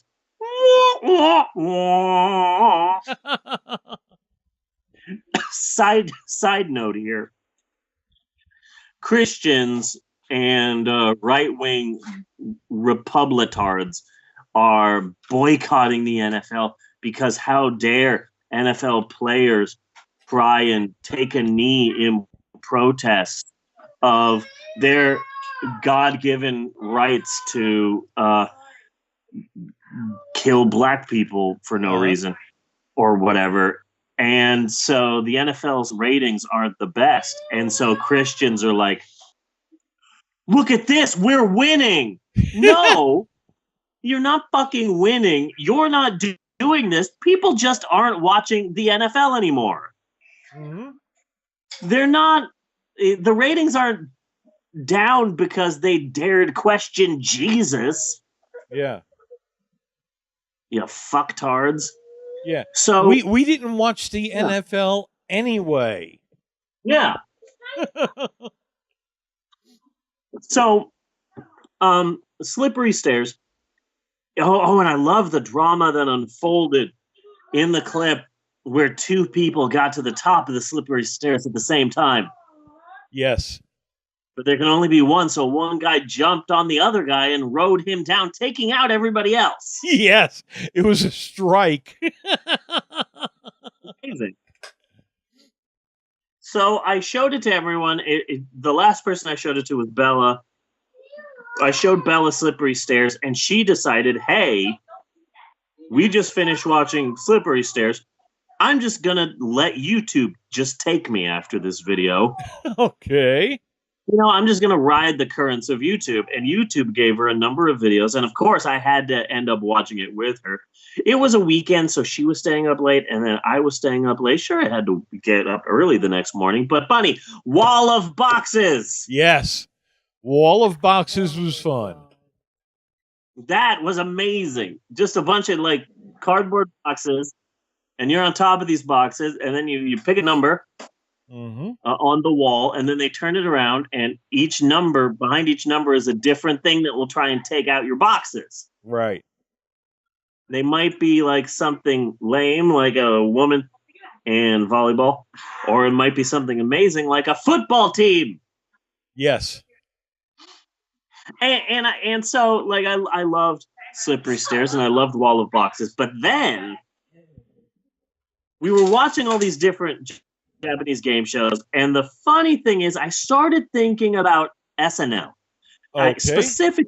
Specifically, I started thinking about the SNL skit, the Japanese game show skit that they did, where Mike Myers is a Japanese man, and it's a game show, like a trivia show, and Chris Farley is a contestant, but he doesn't speak Japanese. Uh-huh. And he has no idea what he's doing. And eventually he starts freaking out because the other two contestants, they guess a question wrong and they have to kill themselves. He's freaking out, like, Jesus Christ, I just thought this was a talk show. I was coming here with my wife, Barbara. Jesus God. So I was thinking about this skit. Yeah. And I said to Bella, you know what? I bet we should make up a game where if you get the question wrong, you get hit in the nuts. Yes. And then I think it was Bella that said, they probably have that. And they did. And then I said, yeah, probably in Japan, they have all their game shows are amazing. You know what? Let me just search Japanese game show hit in nuts. And God damn it, there is a video. Video number 3. Uh-huh. Did it on Supernatural. Yeah. And then Bella figured out a Supernatural reference because there's a specific episode where some demon or somebody, Lucifer? Was it Lucifer? It was the trickster. It was like some trickster god, demon, something. Yeah. They're fucking, he's fucking with the boys, Sam and Dean. And what he does is, what was the name of that John Ritter movie where he gets sucked into the satellite dish? Oh, sucked into a satellite dish. Yeah. I have no idea. Yeah, he gets sucked into a satellite dish, but it's like a satellite dish from hell. And he keeps going into these different TV shows, but they're like demon versions of classic TV shows. The only one that I specifically remember is it was a Wayne's World parody, but it was like Wayne's Underworld, and it was Wayne and Garth, but they were demons. Really? No, I know. It was a really bad movie. It was really, really bad, and there's no way that it's watchable now. But anyway, because John Ritter, like God. Yeah. But basically, that is the plot of an episode of Supernatural. So there's this like trickster, demon, god, They demon person, and so the demon is fucking with the boys. So they send them. They send the boys into these various TV shows. Okay. And one of them is like a medical drama called Dr. Sexy MD. And then they get sucked into a soap opera. Yes. And then there's like a couple of commercials too. Like there's like a hemorrhoid commercial that I remember they get sucked into. And then they get sucked into a Japanese game show where if they are asked, the demon is there asking them actual personal questions about their life. And if they get it wrong, they get hit in the nuts. But they can't in Japanese. Yeah. But they can't understand the questions because the questions are in Japanese. Sam could never have Okay. been again. So yeah, that's basically video number 3 on the list. This video is upsetting. Well, I gotta say, I laughed very hard when they brought out the kickboxer. Yeah. And I love the fact that one of the first questions is name as many Ultra men as you can. Yes. And I'm like, oh my God, I was meant to see this. This freaking serendipity up the ass. But the video upset me because like 70% of this 24-minute video is one Mexican-looking dude being a wuss. Oh my God, Yeah. I hate him so much. I hated that freaking guy. That And he guy- kept not getting hit in the balls. And so finally I'm like, eventually this guy has to get taken down. I hate And him. so they're doing that He pirate needs to game with the die. pirate inside the barrel. You stab him with And this there's no more left. There's only one left. So of course he's gonna pull it and he's gonna lose. So he takes his freaking time, like 10, 12 minutes. He eventually freaking Figuring gets the out- swords and then puts back in. Yeah, and then he gets a bunch of the swords and puts them back in because this Mexican-looking dude is like a wuss. I hate him. so It much. pissed me off so much. I was like Oh my screaming at the TV. Yeah. So the fourth video isn't one that Bella and I watched that night, but it's one that I added at the last second.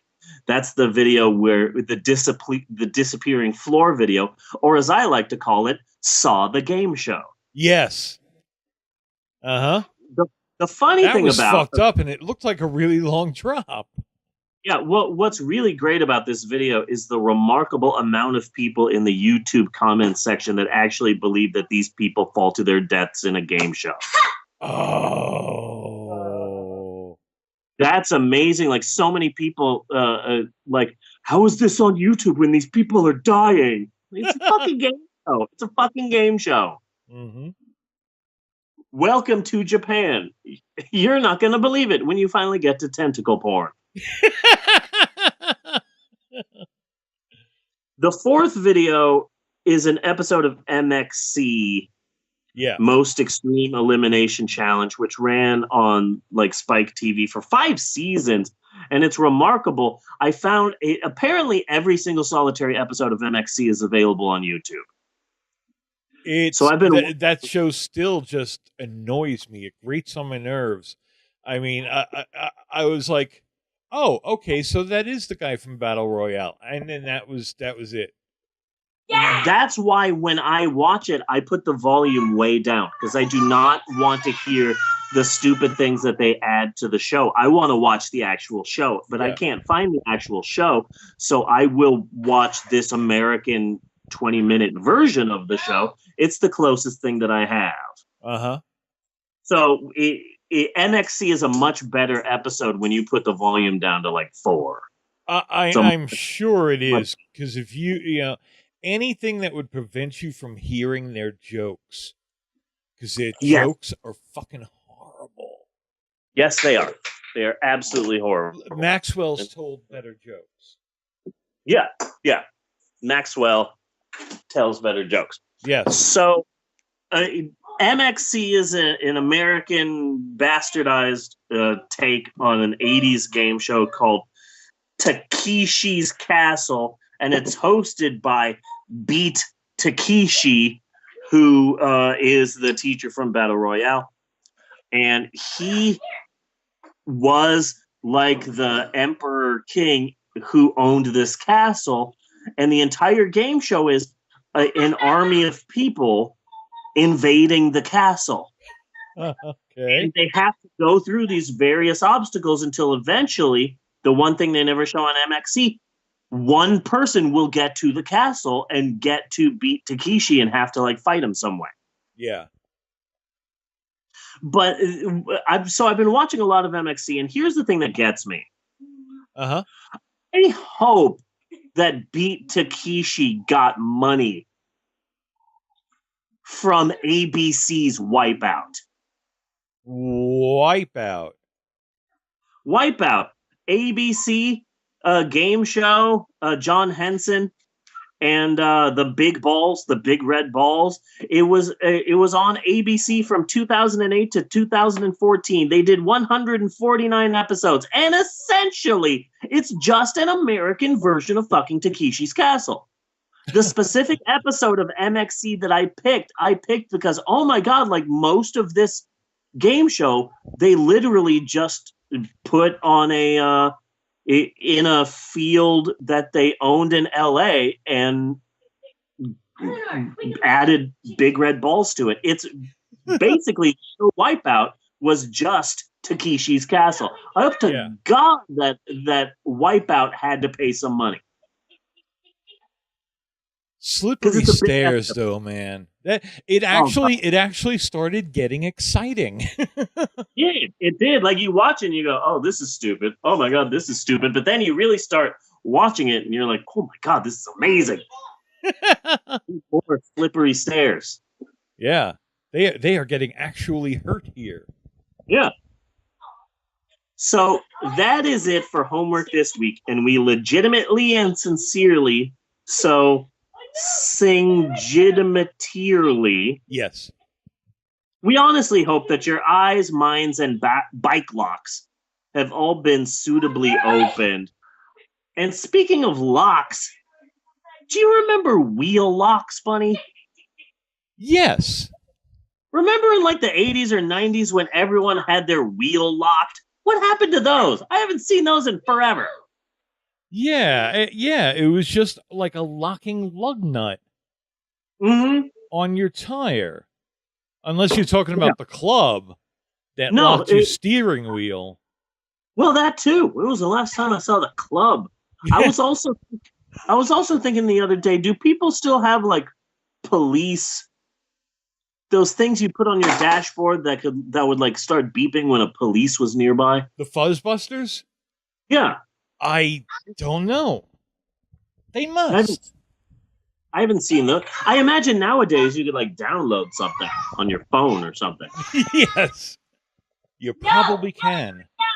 Bella, you're at like an 8. I need you at like a 5. Never! I need you at like a 4. No! But don't think you're getting out of here that easily, señorita. Don't forget next week's homework assignment. And for next week. Okay. Bunny, do you trust me? Oh, this never ends well. I have no choice, so I trust you. Okay. No, we're not watching. Doki Doki. We're not watching Glitter Force Doki Doki Season 2. No, we are not doing that. Will we eventually be doing that? Probably, yes. But not right now. Next week is literally going to be one of the greatest homework assignments we've ever done. Okay. I've been sitting on this for a while. I am so excited about this. Okay. So, Jesus, can you stop making the kids cry, Bella? I'm sorry. Jesus Christ, you're a trickster god. Stop it. Okay? Now, I have already gotten all of the kids to agree to watch this with me and record audio commentary. I have been slowly but surely getting all the I have been slowly but surely getting all the kids to agree to this for the last 2 weeks. Yes. Wait, what? Oh no. Next week, for Christmas, we are watching the worst animated TV holiday special of all time. Bunny, Yes. words cannot express how fucking excited I am for this. So damn excited. I will be recording audio commentary with the. It was difficult to get the teens signed up on board, but I did. This animated special has a story behind it, but and it's best, but it's best if you just go into it blind. In fact, I am struggling not to talk about it right now. Okay. So you will see a lot of reaction videos. You will see a lot of commentary videos. You'll see a lot of 20, 30-minute looks into the history of this special. You'll find so many articles, so many stories about this. Don't read any of them. Okay. Okay? Go into this blind. Trust me, you'll be better off. I won't mention it anymore. I'm going to try and save it for next week. It is so difficult. I want to look it up now. So next week, we will be watching the 42-minute long 2002 animated TV special that appeared on air in select markets, entitled The Rhapsody Street Kids Believe in Santa. Here's the crazy thing. Rhapsody is spelled Rapsittie.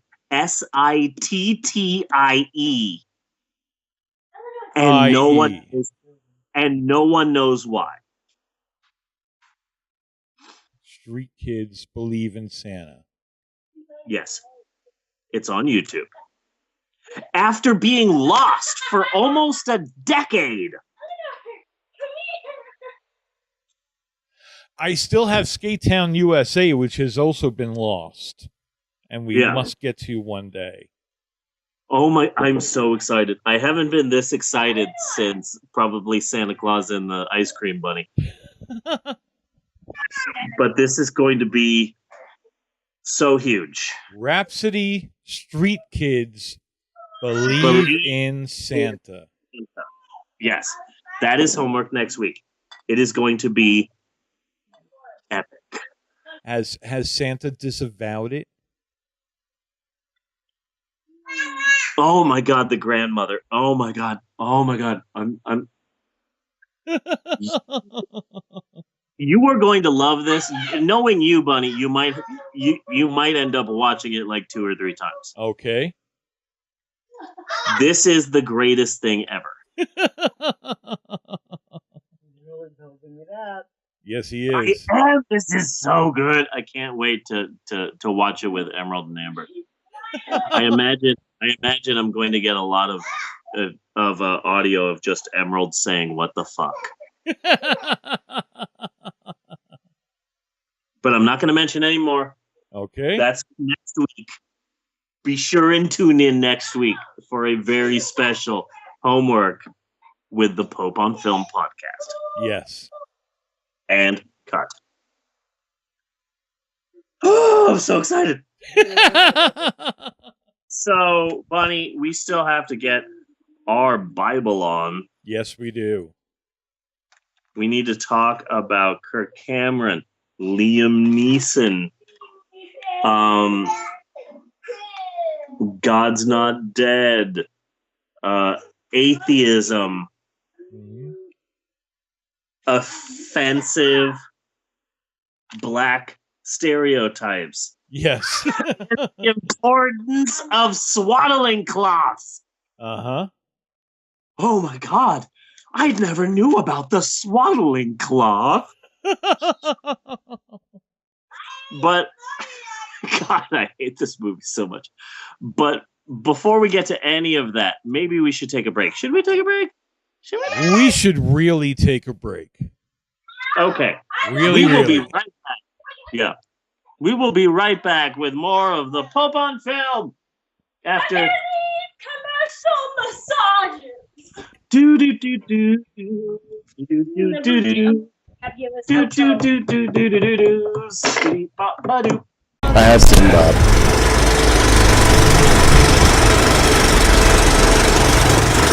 He's up in the sky. Hello again. It is I, Thaddeus Mumford, bassist for Optional! Sorry, it's been a lot of years since me and the mates played, but like, if I say Optional! I'm only able to say it in that way anymore. So I don't go to their concerts anymore. It's not because I'm upset or anything, or there's some big rift between I and Stacey Jacks. But to have a stadium full of people all going, Arsenal! Last time I went, I could barely lift my arm the next day.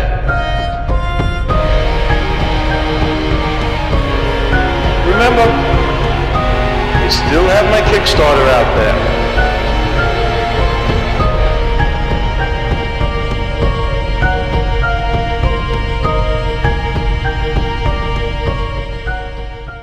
A salute to the state of Oklahoma.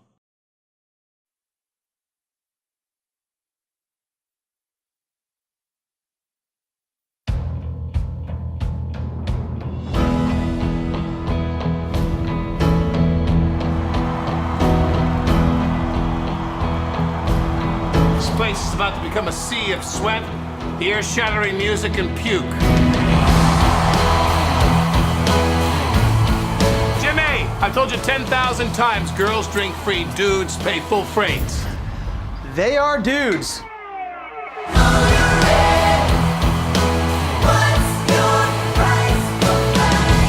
That stage is a pedestal, and when you're up there, you're untouchable. I can guarantee you something a lot more cool. Fame.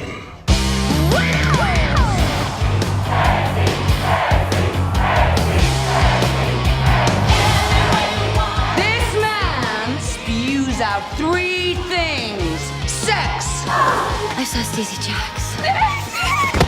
Hateful music. And sex. This club is totally out of control.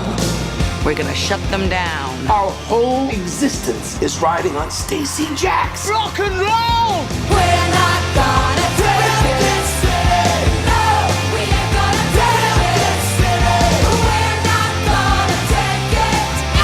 We'll build this city on rock. We'll build this city on rock. This is the greatest night of my life! Ladies and gentlemen, the icon of rock, the legendary Stacey Jacks.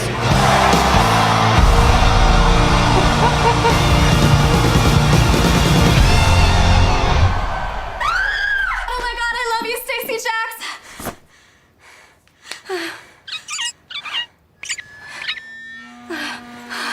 I love you. I love rock and roll. So come and take your time and dance with me.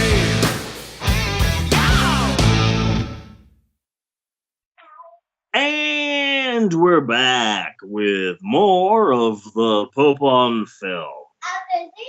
I know, I'm coming back. I'm not leaving. I'm coming back. Well played, though. Well, buddy. This week on the Pope on Film podcast, we are getting our motherfucking Bible on. Yes, we are. We're getting our Christianity on, bitches! I always try and say bitch is like the principal from American Dad. I'm not sure why. There's a specific episode where the town is flooding, and so like the principal is like is on the roof of his house shooting machine guns, going "End of days, bitches." This week we're watching a Christian movie about Christmas, and so in preparation for this week's Christian film, I decided that the best thing for me to do would be for me to be in the proper Christian mood for this episode. And so all this past week, I have been super busy trying to get all of the sinfulness I could out of my system before we record the podcast. And oh, Bunny, have I had a fun week. Just so much sinning. Yeah. Taking the Lord's name in vain while having a ton of gay sex on top of a golden calf. And then, what time is it? Abortion time! Abortion time! Somebody kill me! Abortion time! Abortion time! Oh, and I've also been killing homeless people. Oh, good. Yeah, so taking the Lord's name in vain, ton of gay sex, on top of a golden calf, abortion time, killing homeless people, and the worst sin of all, I've been listening to the most satanic band ever, Captain and Tennille. Yes. Da da da.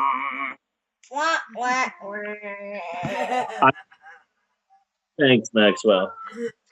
Been lustful, gluttonous, gassy, not a sin, I know, but definitely sin-esque. Yeah. I've been eating fast food, smoking angel dust. Where is Steve, and what has he had? It's been really great. I did gain a few pounds. I went from 174 to 389. I'm in my fat Elvis phase now. I'm pretty psyched about the whole thing. Time to let loose. Time to let go. Time to have 3 to 7 mild heart attacks a day. Sinning has been great. Yes. Fun week. I've been busy. But now with all of that dirty Well, that's because sinning ain't easy. Oh, yeah. Oh, it's great, but sinning, it ain't easy. Preach on, sister. Now with all of that dirty, sinful sinning behind me, sinful sinning, free band name of the week, boom!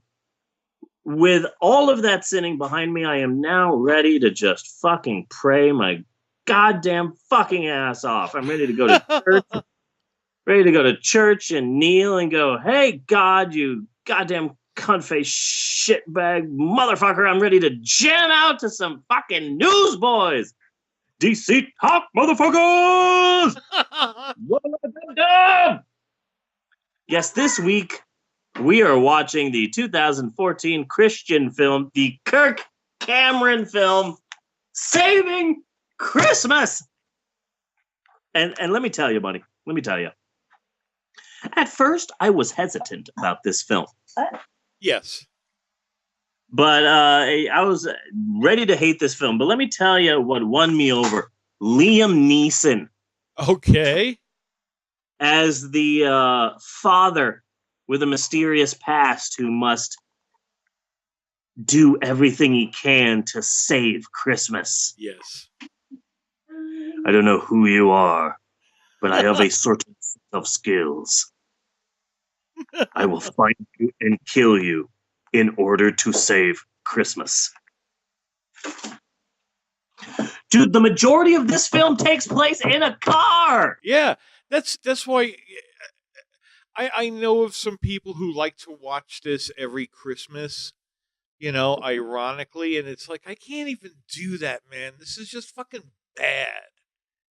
Do that. Can't even do that.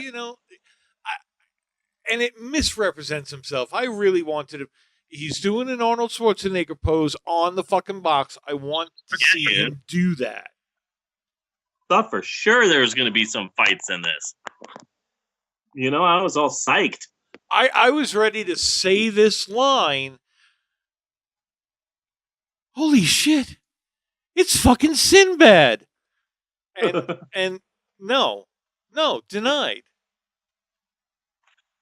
I was wanted to see hoping Kirk Cameron fucking save Christmas. I was hoping that the plot would progress to the point where Kirk Cameron says, "Get Jesus to the chopper." Yes. That's what I was hoping for.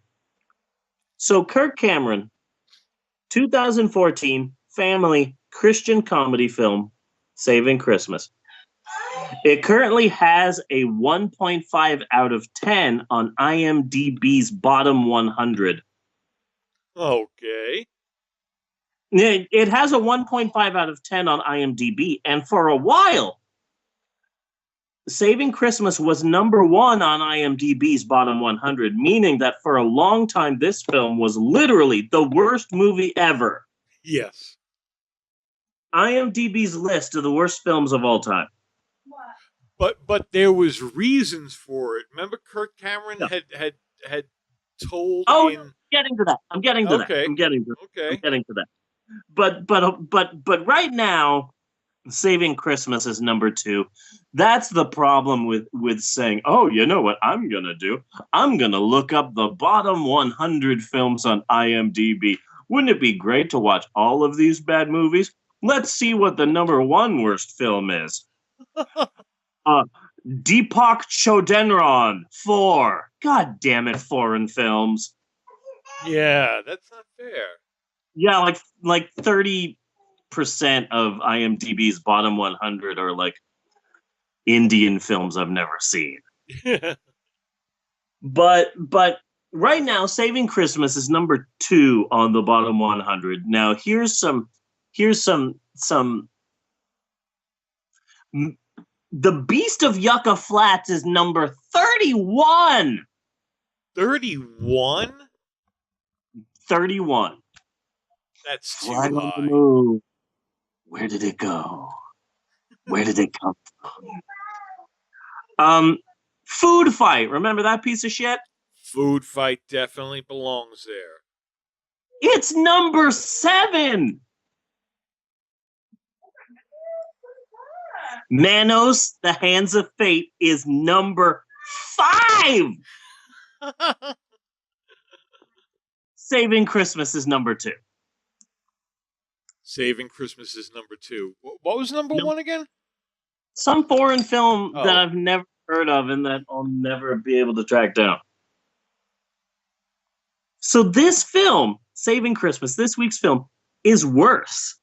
Worse than Beast of Yucca Flats, worse than Food Fight, worse than Manos, according to IMDb. And Manos that's just is really fucking hard to beat. real. Yeah. That's number 5. But Rotten Tomatoes is a whole other story onto itself. Yes. See, Kirk Cameron and apparently Liberty University, which is fucking weird. Why? Because it's a college. It's not like Yeah, but it's Jerry Falwell Jr.'s college. Yeah, you know what? It's not surprising when you realize that in a perfect bit of synergy, the Entourage movie was completely financed by Arizona State University. The sort of quality education you get at Arizona State. So, Kirk Cameron didn't release this film for reviews. He didn't release it ahead of time for people to review it. And the reason is because he was convinced that as soon as this movie comes out, places like Rotten Tomatoes will be inundated with evil liberals and atheists who will be giving bad reviews of his film solely because they hate Jesus. And Kirk Cameron has about 2 million Facebook followers. Really? That's way too many. Yeah, he has a crap ton. That is fucking way too many. Kirk Cameron said, hey, to all of his followers, hey, like a lot of these Christian films, my upcoming film, Saving Christmas, is no doubt going to be destroyed in the evil liberal press. So he literally asked his followers to, quote, storm Rotten Tomatoes and give his movie good reviews. So at one point, like a week or two after the film came out, Saving Christmas had a rating of 94%. Yes. That's higher than The Graduate. That's higher than Thor Ragnarok has right now. That's between The Graduate and The Godfather. So it goes The Graduate, Thor Ragnarok, Saving Christmas, and The Godfather. Yes. But then all of the evil That's sinners. what I'm hearing. Yeah. Yeah. But then all of the evil sinners, liberals, and atheists out there got wind of this tricky ass plan, and they stormed Rotten Tomatoes to even things out. And now it has a 0%. It went from 94 to 0. Like, it should get an award just for that. That's amazing. Yeah. It should get some recognition of some kind. Yeah. Uh-huh. And now I could be down with that. And now Kirk Cameron literally blames atheists. And again, it must be so nice being a Christian where you can just blame everything on atheists. Mm-hmm. You know? Yeah. I made this movie, and I made it to glorify God. So if you hate this movie, you must hate God.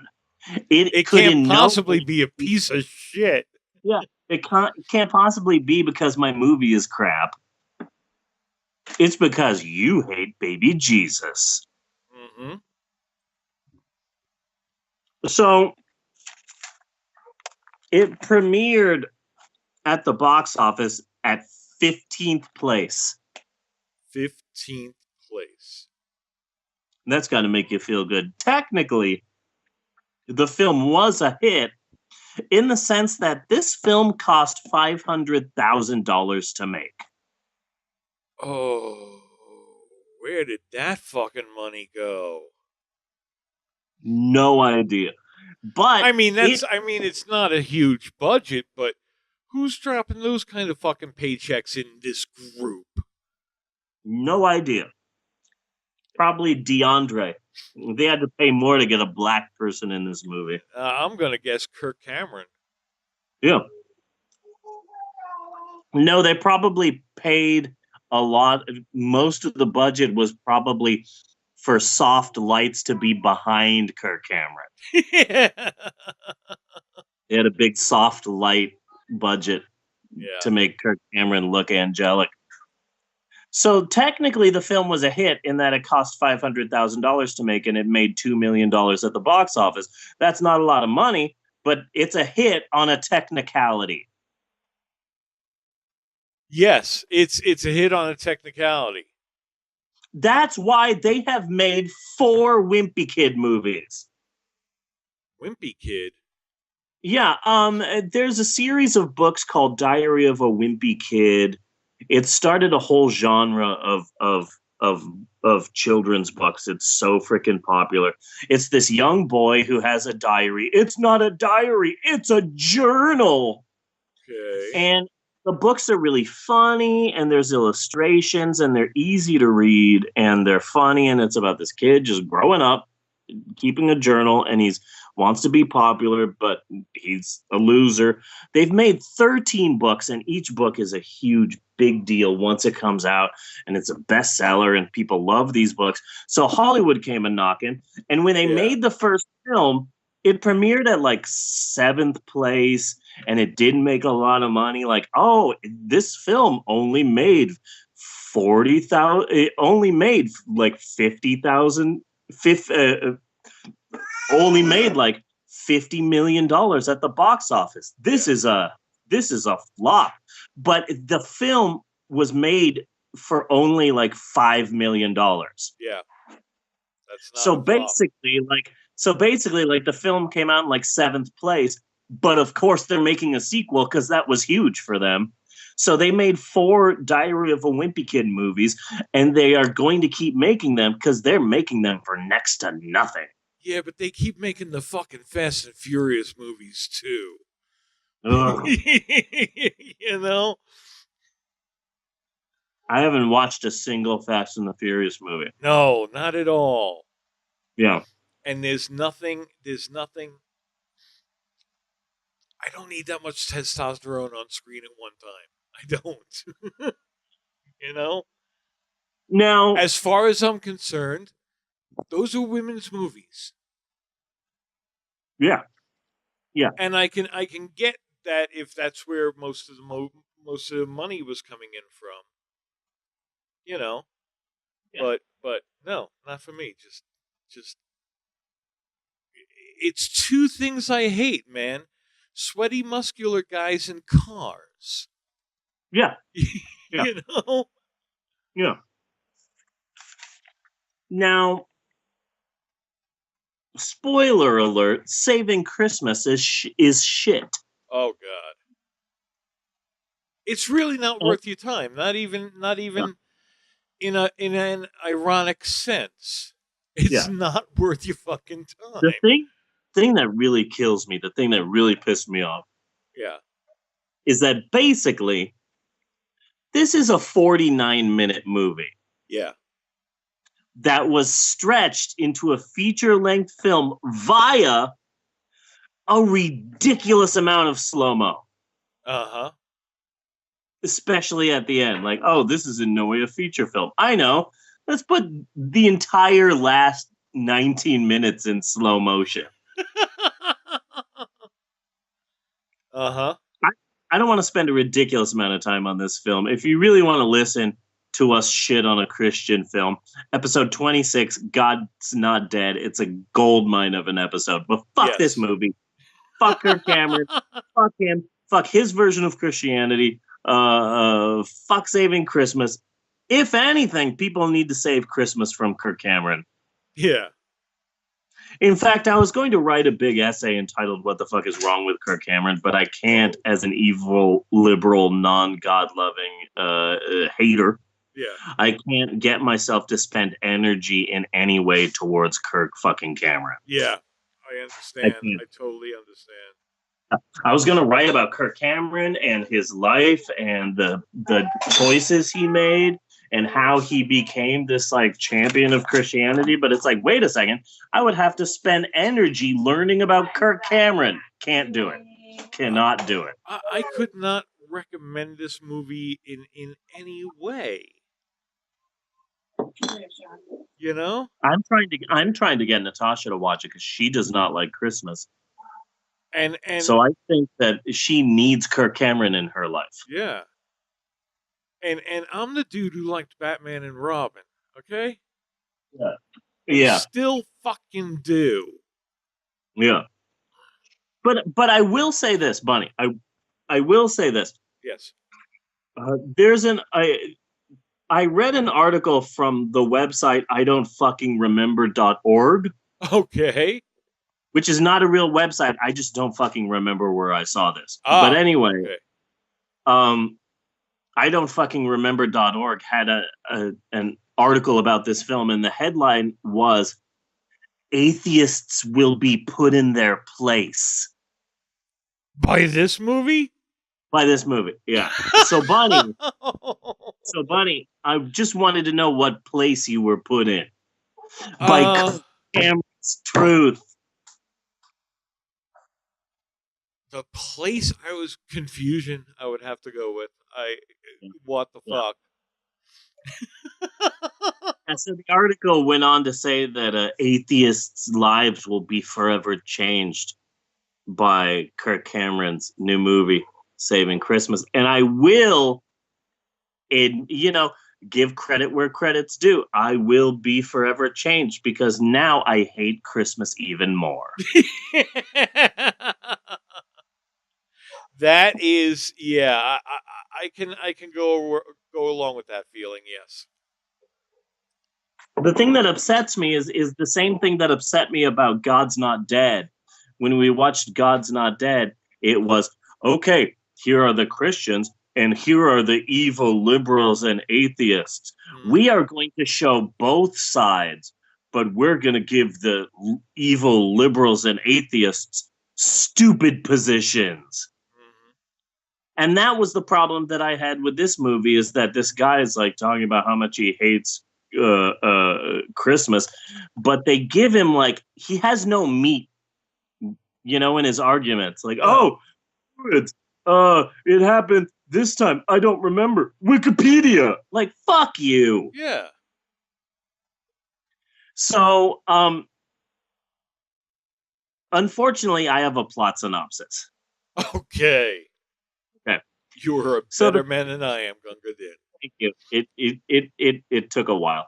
The film opens with Kirk Cameron in his mansion in front of a tree and an open fire with a big fucking hard-on for Christmas. Yes.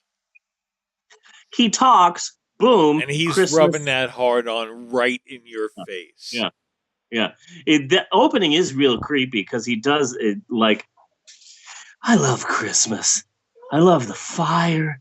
I love the opening of presents. I love the look of your children as they see the presents under the Christmas tree. Did anyone else just come for Christmas? Or is it just... I need to change my underwear because I just orgasmed for Christmas. Like, it's creepy. That's basically the first 5 minutes. So Kirk Cameron couldn't even afford a couple of Christmas songs. Yeah. But they could afford a hip hop dance number. I would give it 100 additional points from a -50, but one Bing Crosby song would have elevated this movie to well past its script. Yeah, and near the end of the film, Kirk Cameron's narration goes, and so this is Christmas. And I immediately I was on the edge of my seat, because if you say, and what have we done? Yeah. You owe John Lennon and Yoko Ono a shitload of cash, Kirk Cameron. What are you going to say next? Bring it. Uh-huh. So the basic plot of this movie is that Kirk Cameron is trying to sell us on Christmas. Okay, so what? We should like Christmas? Wow, hot take there, Christians. Yeah. Look, no one is trying to put a wet blanket on Christmas. The only good thing about the movie Saving Christmas is it's only 79 minutes long. Yes. And let's also not forget that this film is padded by Kirk Cameron's creepy pauses. Yes. In his dialogue. Every word. I thought that was a pretty good Kirk Cameron. It was. Every word had dramatic import. Yeah. And then suddenly you cut to a creepy historical approximation of some dude with a cane. And I'm like, wait a second. Is this Logan? Like, I never saw Logan. Is this Logan? Or is this the new Aquaman? I'm confused. So then there's the credits, Saving Christmas. Look, you Christian motherfuckers. There is no war on Christmas. There is no war on Christmas for you to fucking save Christmas from. It's all a scam. Anyone who says there's a war on Christmas is trying to trick you into fighting their battle against the people they don't agree with. Uh-huh. That being said, I am sick and tired of these Christians and their war on Woodmas. Yes. So sick of the war on Woodmas that just keeps happening. That's right. I mean, they don't say "would bless you" or anything. They don't. You never see Happy Woodmas in stores. No. Cut to a Christmas party. Kirk Cameron is all hyped, probably because he knows that the more excited he is for Christmas, the more chance he is when he dies, he'll be able to play with Jesus's gel balls and slide down the house slide. Oh, I watched a lot of those. I just left it on a loop while I did the dishes. She misspells eating in those videos. I didn't see that. I wasn't watching close enough. Yeah, Because I was doing the dishes, but I was fucking listening. Yeah, in the opening crawl says you don't just float around in a diaper eating grapes, but it's eating EATTING. Like, how do you misspell eating? Basic, like Maxwell can spell eating right. Like, what the fuck? So Kirk Cameron's sister's husband. Yeah. His name is Christian White. Yeah. Damn, that is too on the nose, guys. Originally, his name was Redneck Dumbass, but it was changed for the film.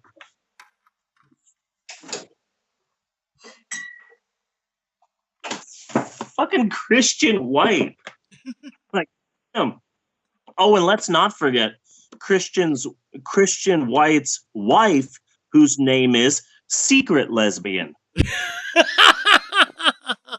it all works. It all works. There's layers. There's layers. It's like an onion. It's like an ogre. So Christian White hates Christmas. He's the evil, liberal, atheist type bad guy Scrooge. And some might say Jewish stereotype. Yes. I noticed that the guy who hates Christmas is, schlubby in a sweater with thick black glasses and a big nose. I was half expecting his first lines to be, "Oi, this heat."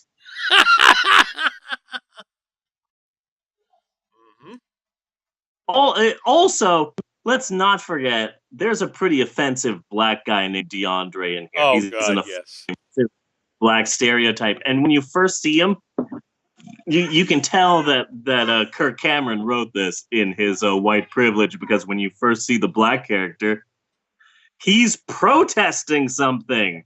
Yes. Uh-huh. Like Wacky Shirt Friday, and he's talking quickly and with sass. Mm-hmm.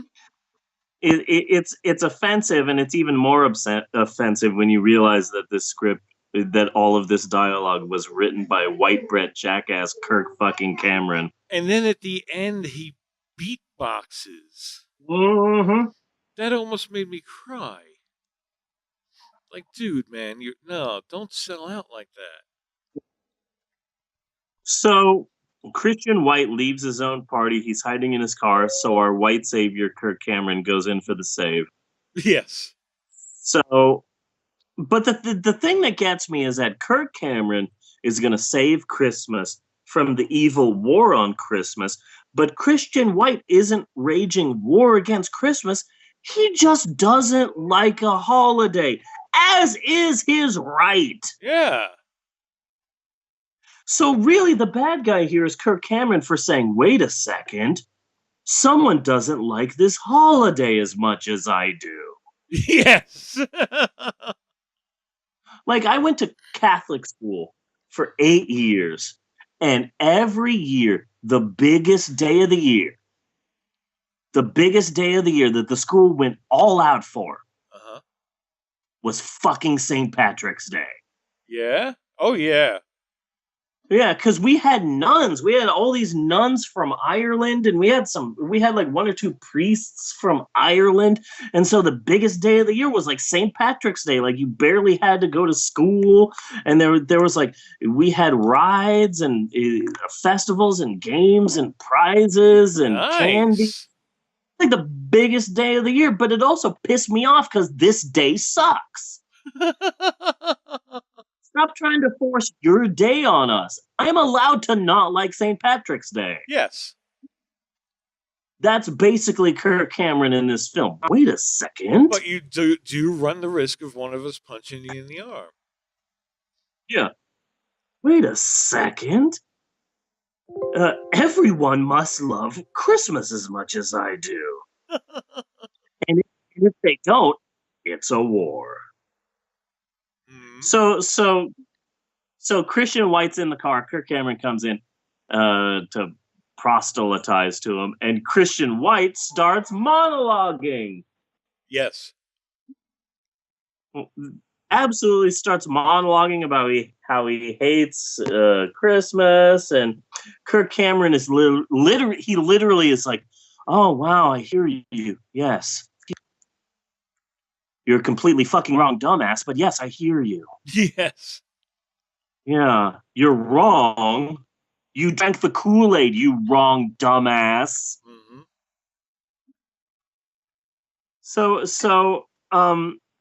So Kirk Cameron schools Christian White about how literally everything in Christmas is really about Jesus. And like, dude is really reaching here. Yeah.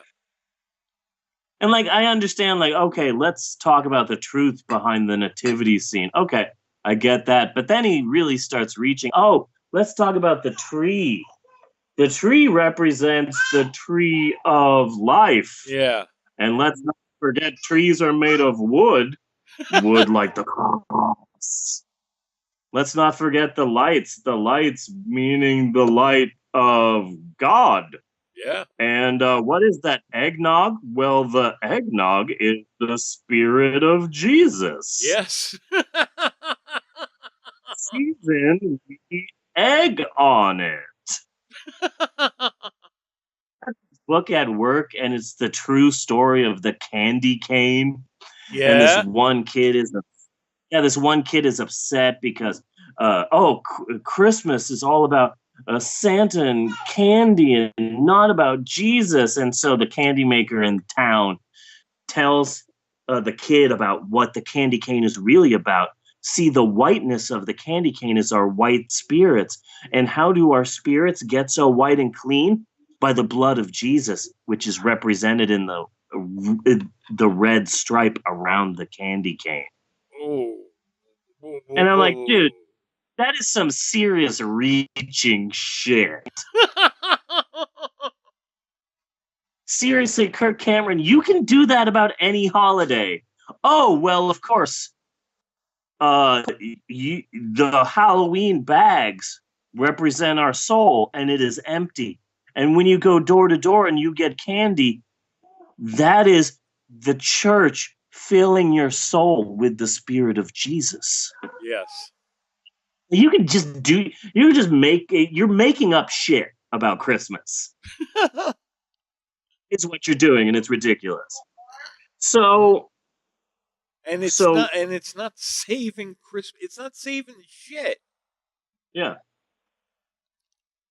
Everything's okay for your just complete line of crap? Yeah.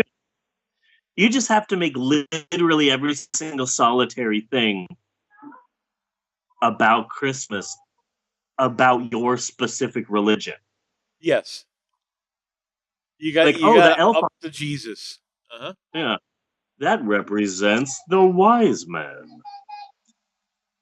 So, what the fuck? There's a lot of reenactments, and the way that I saw them, gritty Jesus reboots. Yes. I really like gritty Jesus reboots. It's obvious that Christopher Nolan is really retooling the world of God. So some real boring shit, really bad. Wow, now I know the importance of the swaddling cloth. The swaddling cloth. The swaddling cloth. Yeah. So you're telling me that the story of Jesus is bookended, okay? And I'm supposed to believe that it's not fiction? Yeah. It's just using the devices of fiction. Yeah. FYI, I'm yada-ing through some really stupid DeAndre shit. Oh God, we don't need, and the dick with the cup in front of his face. Yeah, basically, the way I saw him was a bald Guy Fieri. Was how I saw that bald guy with the beard and the cup in his face. Bald Guy Fieri had some really weird ideas about conspiracy theories. Anyway, I'm yada my way through all of that dumb shit. So there's different segments about different parts of Christmas and how they're all about Jesus. There's like 10 minutes on the swaddling cloth. 12 minutes of how Jesus loves fucking trees and I don't know, druids and shit. and it was about here 40 minutes in that I started doubting my existence. It's been a while since a movie was this bad that this has happened to me. I remember the first time I saw The Room, I said, you know what, I should watch The Room. Because it's supposed to be the worst movie of all time, and I love bad movies. And like halfway through The Room, I remember thinking, what the fuck am I doing with my life? Like the film was so bad that I doubted everything about myself. This movie was so bad that it caused you existential angst? Yes. Like the movie was so bad that I'm like, why am I wasting my life on this shit? Why am I spending so much time on these movies that are horrible, that no one should see? How have I gotten here watching this shit about druids and trees and swaddling cloths? What's wrong with me that I am actively watching this horrible thing? So then there's a segment on Santa that is literally reimagined, quote, Lord of the Ringsy. Yeah. Oh, and it's all about how the real Saint Nicholas was like a badass that like fought people, and there's like this weird fight scene, and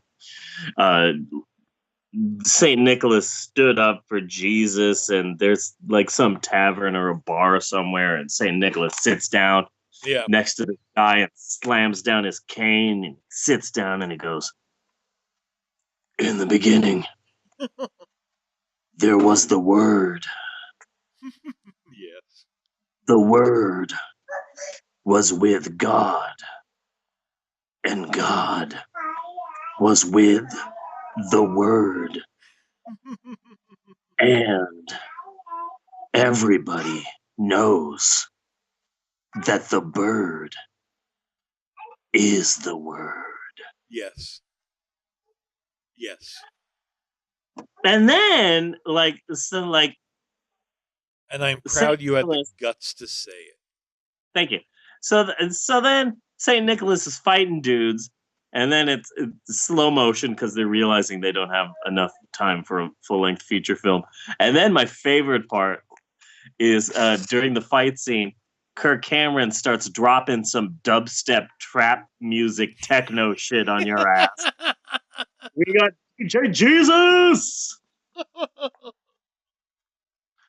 So, yada, yada, yada. Christian White sees the light and runs back into his party, slides into the tree in slow-mo, not sure why. Then his wife is in slow-mo, Kirk Cameron's in slow-mo. I'm starting to think everyone's having a stroke. Yes. Is there a gas leak in the house? Then the film ends with a hip-hop dance number praising Jesus via street dance breakdancing, and I almost tapped out. Yeah. That one almost made you lose it. It should have. I mean, I've never walked out of a film. I've never gave up on one of the films that we're watching. I almost did when Kirk Cameron was doing The Worm. Nice one, Scotty Too Hottie. That's really hip with the kids. Yes. Then there's more slow motion. Basically, the film ended around the 50-minute mark, and they had to stretch it to be a feature film, and they did that via the magic of slow motion. And that's all I've got for this film. It is shit. It is horrible. If you want to watch it, it's free on YouTube. I don't suggest it. I do not suggest it either.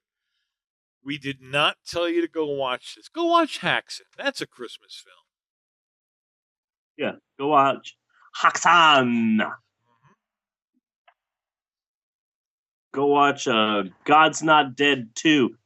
God's Not Ragnarok. God ad-libbed the entire thing.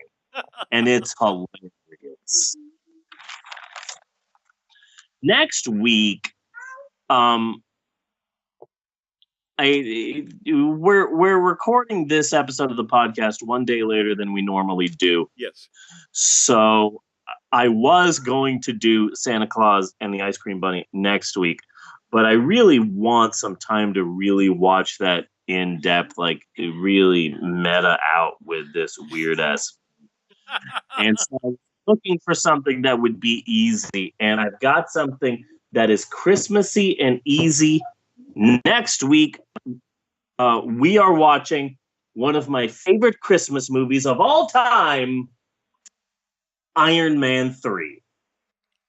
Okay. Which is set in Christmas, Yes. if you pay attention.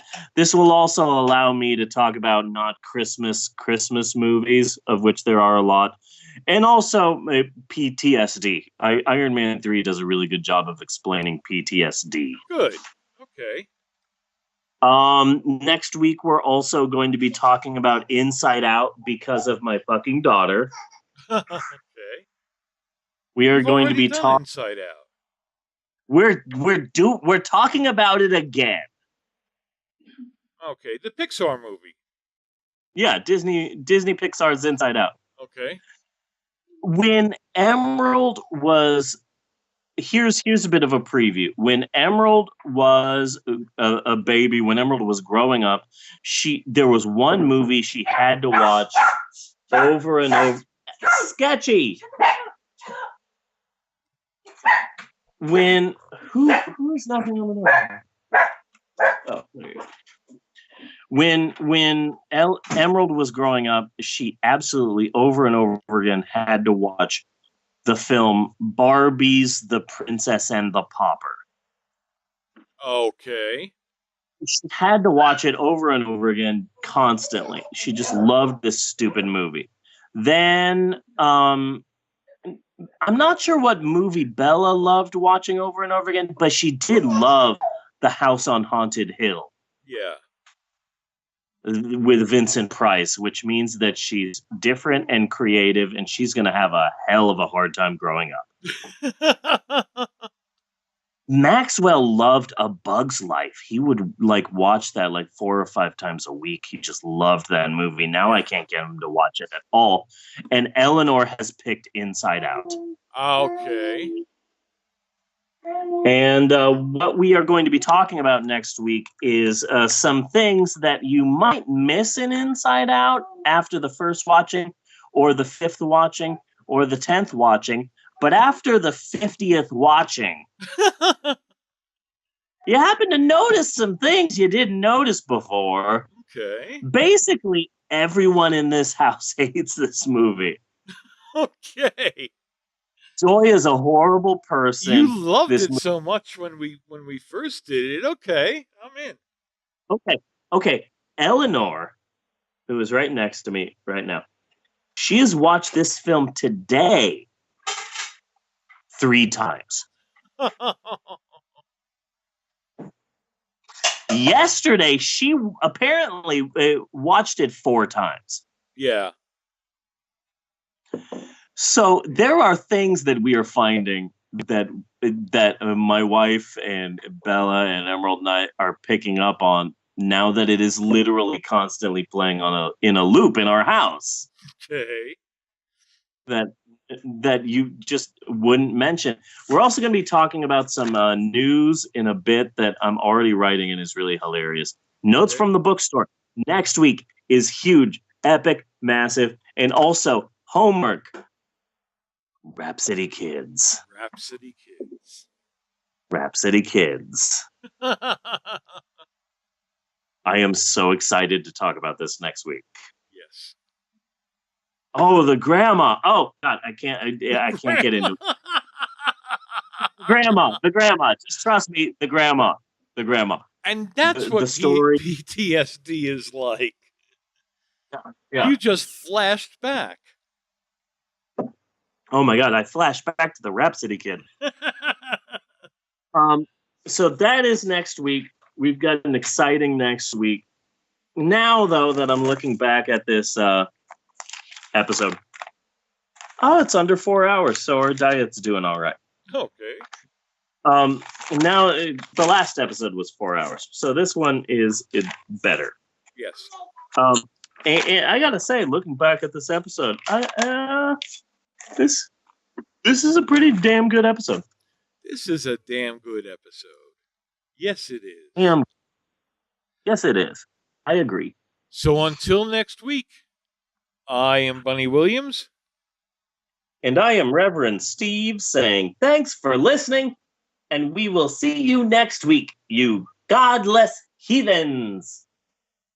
Do do do do do do do do do do. Eleanor is on the couch singing along with this theme song. Do do do do do do do do do. Let me see if I can get her singing it. Sing, Eleanor.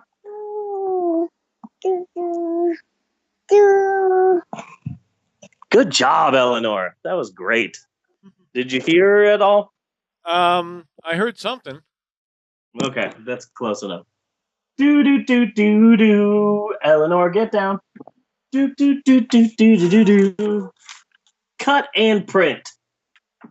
Cut and print.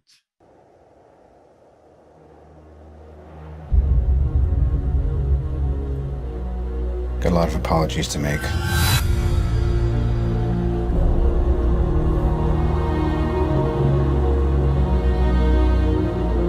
Nothing's been the same since New York. You experience things, and then they're over. I can't sleep. And when I do, I have nightmares. Honestly, there's 100 people who want to kill me. I hope I can protect the one thing I can't live without.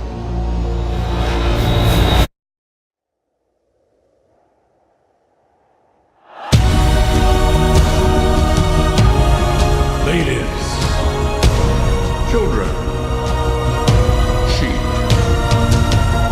Some people call me a terrorist. I consider myself a teacher. Lesson number 1. Heroes. There is no such thing.